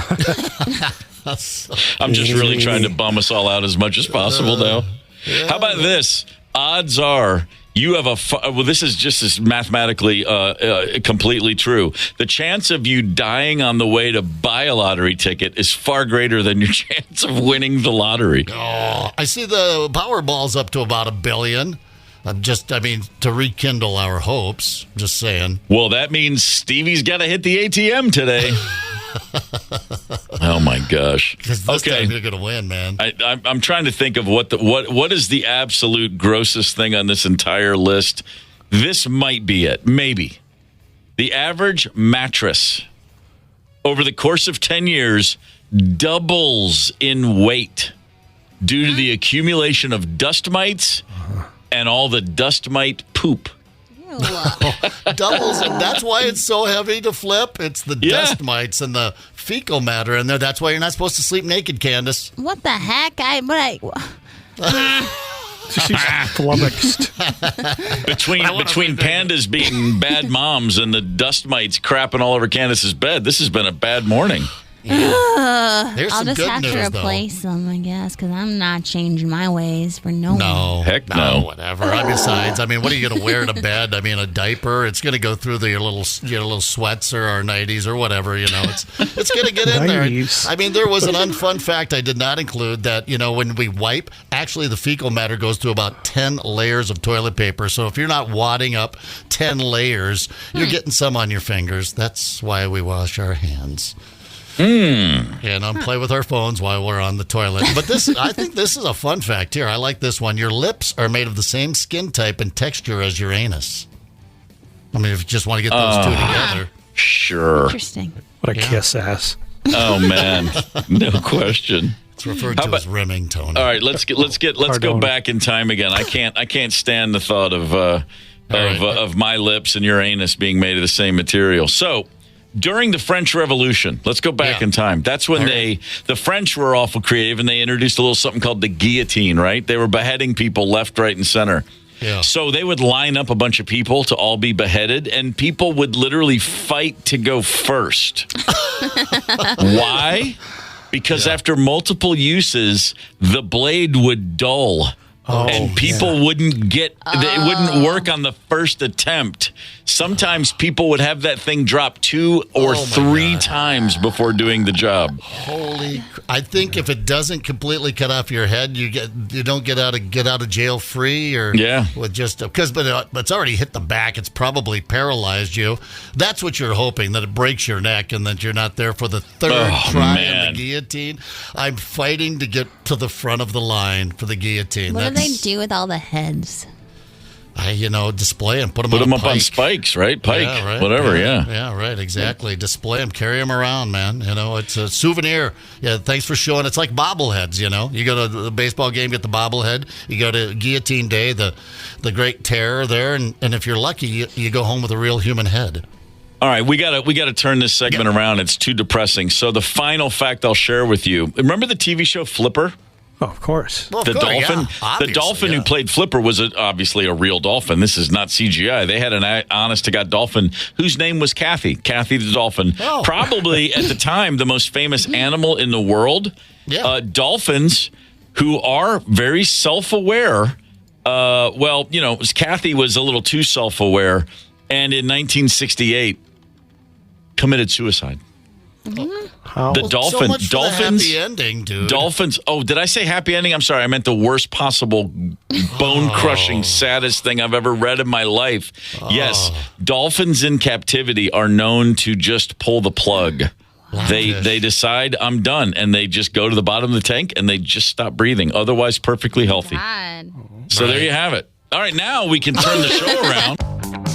Connect with us on the KQ Talk and Text line. 651-989-ROCK. That's 651-989-ROCK. 92 KQRS. I'm Steve Gorman. This is the KQ Morning Show. It is it is Thursday, March the 28th. I'm getting a little ahead of myself. The weekend starts early around here. It's Thursday, and if you have yet to tune in to Shogun on FX, it's streaming on Hulu. You can catch it on TV on FX.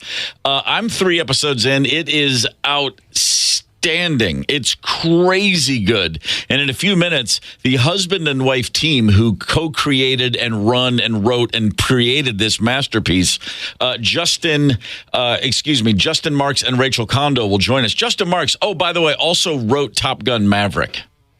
So he's been busy. Entertaining as hell as well. Oh, and Rachel wrote the Disney film, The Jungle Book, the recent one. They're doing okay for themselves. That couple. Yeah, they're going to join us in a few minutes. We talk a lot about shows we love, but we rarely talk to the people responsible for those shows. Right. So I'm looking very forward to that. The temperature's been fluctuating a lot this week, up and down, back and forth. We were in the 60s like 10 days ago. Then we had a bunch of snow. Interestingly enough, weather does affect you in ways. Temperature, I should say, does affect you in a way that you might not know. Women are less likely to wear red when it's warm out. But that's only if they're ovulating. Researchers think the subconscious knows that red will attract men. If women are ovulating, they'll wear red. It happens more in the winter because you don't have the option of showing skin. So every time, Candace, you're wearing red, is there a chance that there's a connection there? I don't know. These are the things that go through my mind. Go ahead. What I'm thinking about is if they're wearing red and it's a hot day, now as a guy, I know they're not ovulating. Okay, good to know. Good. See, that's the thing. A tiny bit of information, and we can distort it and just make mistakes for years with that. I'm very excited right now because let's go to the phones. Justin Marks and Rachel Kondo are joining us on the KQ Morning Show, a husband and wife team who are responsible for Shogun. First things first, to the both of you, good morning. Thanks for taking the time. Good morning. Thank you for having us. Hi. Yeah, how's it going? Okay, we've been saying, 2 of us here on the show have started watching Shogun. I'm 3 episodes in, and I'm already really wound up and anxious and worried and nervous and excited. I've been hearing about how great this show is, and that said, I'm still blown away by how much I was immediately taken in. So you guys are responsible for this. This is years clearly in the making. Well, how did this even start? You guys just old Richard Chamberlain fans? I mean, what in the world put the two of you get together and go, hey, let's redo Shogun, but do it right this time? Yeah, I think for us, we were both, Rachel and I had both traveled to Japan a lot. We had a real, fascination with it over the years. And so we thought, oh, this will be easy. Let's just tell this story. We'll get to make a show in Japan and everything else. We had no idea what we didn't know getting into this. And, it was before COVID too. So it was a real journey, both in terms of time, but also for us in terms of growth to be able to tell the story right. And thank goodness we didn't know how much it would require and how profoundly it would change our lives, simply because who would have the courage, right, to take that first step? I think that's really true in a lot of creative pursuits. If you know what you're getting into, you'd never in a million years walk through that door happily. Right. That's the case here. So, okay, you guys decide, let's do Shogun. We've got an interest in this. We think we can do it. And then you go pitch it, I am assuming, and then someone says, okay, guys, go for it. Where do you even begin? So many characters, so many plot strategies. There's so many Machiavellian impulses and et cetera, et cetera, et cetera. I mean, look, I'm stressing out just trying to ask the question. How do you even how many whiteboards do you go through to figure out how to present this story? Yeah, here was the good news. We had a great book to form the basis of the story we were telling. We had in James Clavell's book, the thing is, you pick it up, it's like 1,100, 1,200 pages, and you start turning the pages, and it's just the characters are so great. The stories are so exciting and so interesting. So really the pitch for us with FX was, we didn't want to change any of it.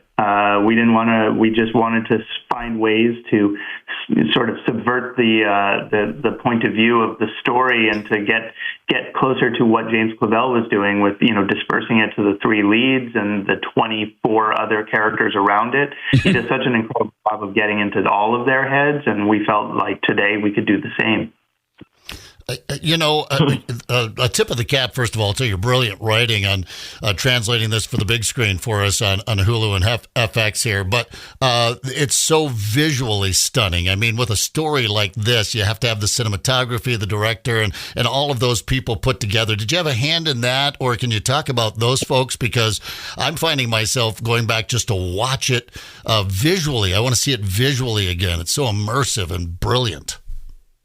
Yeah, I'm glad you see it that way. We really were, working with Jonathan Van Toliken, the director of our first 2 episodes. We were keen to hire DPs who really understood the scale of what we were trying to do, that we weren't making this for a small screen, even though we were making it for a small screen, that we wanted the ambition of the show to feel like you could just get swallowed by that frame on all sides and sucked into the world. And so, Chris Ross and Sam McCurdy and our various cinematographers who came and went over the course of making this very long odyssey of a show, all worked to that goal of trying to do something that was truly submersive.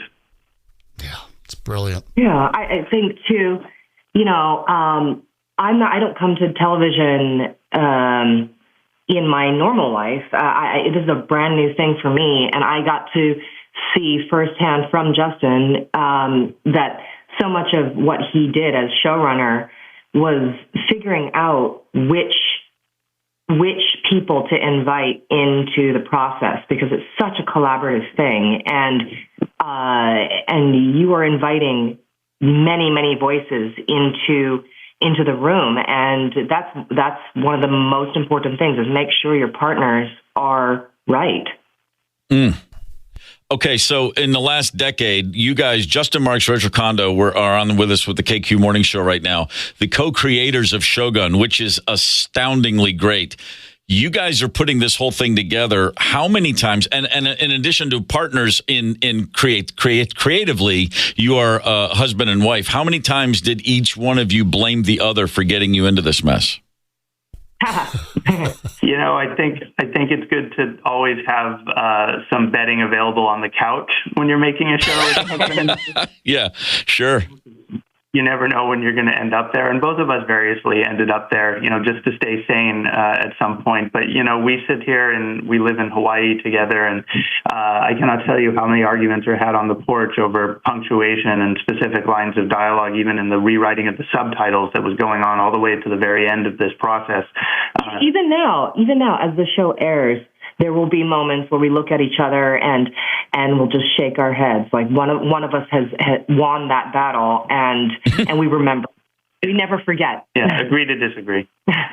No question about it. I'm a musician for many years. I can hear a song I played on, and what I remember is the argument that happened right before that take more than anything else about it. So that totally checks a box in my brain for sure.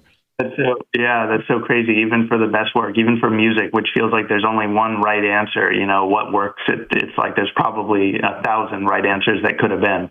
Mm-hmm. Absolutely. So along the way, and again, this is years and years in the making, I guess I'm sure there were moments when it felt like the wall in front of you was too tall to get over. But more than that, there clearly must have been some sense of momentum. How soon in the process did you feel it for the first time? Did you maybe it was a different time for each of you, but was there a sense of, oh my God, I think we've got it. We're going to make this happen. We've figured out, we've cracked this code. It's hard to speak about momentum in a project that spanned COVID, and all the difficulties that came with it. But I will say that, we felt we had something in the writer's room. It was really right around, the kind of beginning of the season in terms of the story that we felt like what we were cooking with was something different and something exciting and something that felt like, I can't believe this is working so well. And again, that's a testament to the book that we were given. But we were really excited to share what we had and the surprises that were coming. And it felt like there was a lot of momentum to the story. You don't always feel that way when you're in the early days of the process. So I think from then we knew it. And then COVID just hit us in the face and delayed us for a year and a half. So that wasn't great. But, we felt like the story was enough to propel us through that, and it did. Yeah, and it started with the book. I mean, Justin mentioned almost 1,200 pages, and it's a rare thing to be able to read a book for 8 hours a day for 2 to 3 weeks, and again, propulsive read, characters you can't forget. When one of them passed away, no spoilers here, but when one of them, perishes towards the end of the book, I had to slap that book closed and take a couple days. I mean, it gets into your bloodstream. Well, I'm just sitting here 3 episodes in, and I'm assuming it's all going to end like a happy family picnic scene, and I can't wait for it because, boy, there's no drama building on the horizon at all with this one. So let me ask you this. The reaction has been, it's got to be kind of overwhelming. I mean, you guys are obviously proud of it. Everybody involved, and it's hundreds of people in various, with all the million jobs and all the creative minds being put forward in this project, everybody had to feel really good about it. But how does it feel to then go, after all that time, holy crap, everyone's kind of obsessed with our show right now? It's hard to know. Yeah, it's hard. Like all we hear are the roosters every day out here in the woods. So we kind of keep it quiet. He says the woods, I say the jungle. Yeah, but what feels really nice is that honestly, like I cannot tell you how many hours were put into it, not even by us, but by the crew who, we were out there in the woods at the worst hours of the day, at the worst days of the year of the winter in British Columbia, putting this together. And it's like, we never thought anyone would engage with the show. You never know in the way that it did. So to feel that there's an audience out there and that we're not alone in the dark is a really good feeling. Must be a true international effort on this project because of the length of it and the time and the scope of the thing. I mean, were there times where it just felt like you were, I don't know how involved you were in the, the filming and the putting the entire thing together, but it must have been locations all over the place I can't imagine how large the staff would be to put something like this together. I mean, it was, we made this in COVID, so I can tell you exactly how many, since everyone had a number for their COVID testing. We had over 3,000 people at varying points working on this show. Oh, my God. Yeah. it was its own ecosystem, and a giant circus that moved from one part of the woods to the next in the middle of Canada to do this over 11 months of shooting. So yeah, it really it spanned a great deal of our lives. And thank goodness we didn't know going into it just how expansive and detailed and how much it would require of us, because who would have the courage to take a first step even? Mm-hmm. Yeah. Justin Marks and Rachel Kondo are with us on the KQ Morning Show, the co-creators of Shogun, FX and Hulu right now. We cannot recommend it highly enough. It's outstanding. Did you guys, and one thing we haven't mentioned is the performances. The actors are all crazy good. Did you guys have any of the main cast in mind ahead of time, or was this completely a casting director said, I got this, get out of the way? No, we had faces on the wall that we knew we wanted for this, and went after it from the very beginning. And that was who we could write to, so it felt really great to have it. Yeah. Oh, that's awesome. Well, thank you so much for taking the time. Big fans here. The show is truly, truly astonishing, and I cannot wait to finish it. I know 3 episodes in, I'm already done for. So thank you guys for that. All the best. Thank you, Steve. Take care. You got it. Yeah, the word epic gets thrown around a lot, doesn't it? But you just, after one episode in, I realize I'm watching an epic. Yeah, I'm going to be watching the second episode in about 20 minutes. If you think about how much TV and movies we've all consumed just in our lives over, and I think for the 4 of us, we're all very interested in, we love movies. We love good TV shows. And then with COVID, you just put a fire under everyone's head. Like there's a few, all of a sudden everybody's binging went through the roof, and it's just become such a part of our lives where there's so much content available. And I don't know if you guys are the same way, but my BS algorithm is finely tuned. I won't give a show 20 minutes. Yep. If something bugs me, I'm like, screw it. I'll find something else. I don't stick with very much of what I start, because I'm looking for the new thing, because I really like to be removed from reality. I don't care about, I'm fine to put on like a show like Suits, right? The show that's big on Netflix now after the fact. And I get why it's so easily digestible. You can make dinner and fold laundry and make a phone call, and that show's on, and you hang up the phone and you can immediately figure out what you missed, right? And that's great. Yeah. And that's I get that kind of TV, and it's important. But what I really love is this, where I tune something on and I want to turn the phone off. Mm-hmm. I want Japanese food. I want to learn the language. I need some sword play in my life. I am completely obsessed with this stinking show. And again, only 3 episodes in, it is so perfectly paced. And to what you said, Zepp, it's stunning visually. You can just turn the sound off and watch it. It's like, and so whatever my secret central nervous system checklist is that I'm not even consciously aware of, this thing, not one red flag has gone up in 3 episodes. In fact, I just cannot, like you, I cannot wait to put the next one on. I love that you said it may end with a Shogun family picnic. Yeah. The one thing, like I said, only 3 episodes in, I am not expecting this to have a very happy ending. I can tell you that this thing is intense. All of the, it's not a spoiler here. I'll just in case anyone's wondering what's so great about it. I mean, it's set in 1600.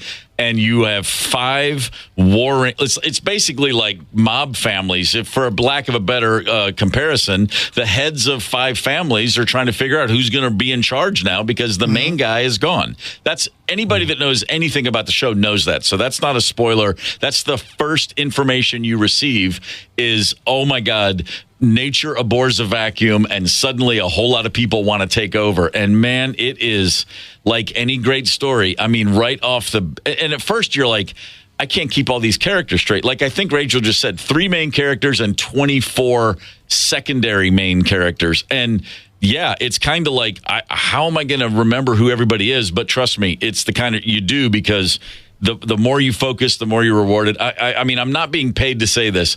Please watch this show. It's just great. Yeah. I mean, I feel like we've sold it pretty well. I'm doing my part here, man. I if just you don't love watch a good it now, show. You just must hate us. Oh, that sounds fun. I feel like there really isn't a show where I don't either work on my computer or look at my phone while I'm watching it nowadays. But when I was younger, and you guys make fun of me for Alias, but I used to. This is also, I didn't have really many distractions, right? I didn't have my cell phone or anything. But I would literally scream at my family, okay, it's 8 o'clock. You know what's going on. Do not bother me. And I'd run downstairs, I'd slam the door, and I would just sit right in front of the TV the whole episode and not move at all. And no one could make any noise upstairs. It was a big deal. Oh man, this is a show. If you're looking for a show to turn the phone off, give yourself an hour a few times a week, man. I'm telling you, it's great. It's kind of like a Japanese Alias. Sweet. That's right. That's basically that. Now we know how to get Candace to do anything. It's kind of like that one episode in Alias. You know what I mean? There she goes. Hey, Candace, Washing my truck. Candace, remember in Alias when the girl was pet sitting for her friends? It's like that. Okay. Come on over. Take care. That's great. All right, cool. Let's look back. Just a suggestion. Wow, my computer just disappeared on me. Okay. Well, then I'll just jump blank. right into it. Steve, sports, and music. Steve, tell us about it. Tony, that was your best one yet. On this day in 1992, March 28th, Christian Laettner, soon to be drafted by the Minnesota Timberwolves, if memory serves. Christian Laettner hit arguably the greatest shot in college basketball history, that turnaround three-point top-of-the-key jumper to bury Kentucky in the regional final in Philadelphia. It is as famous and as iconic and as impactful a shot as one shot that wasn't in a championship game has ever been. I was thrilled just because I always cheer against Kentucky. For Christian Laettner, my man was 10 for 10 from the field, 10 for 10 from the free throw line. He finished with 31 points.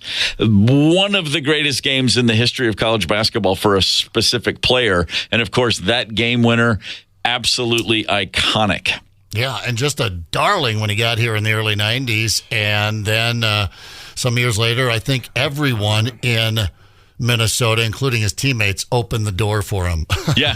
He ended up on the Atlanta Hawks and more than once stopped by a Black Crowes rehearsal to just show us how much weed he could smoke.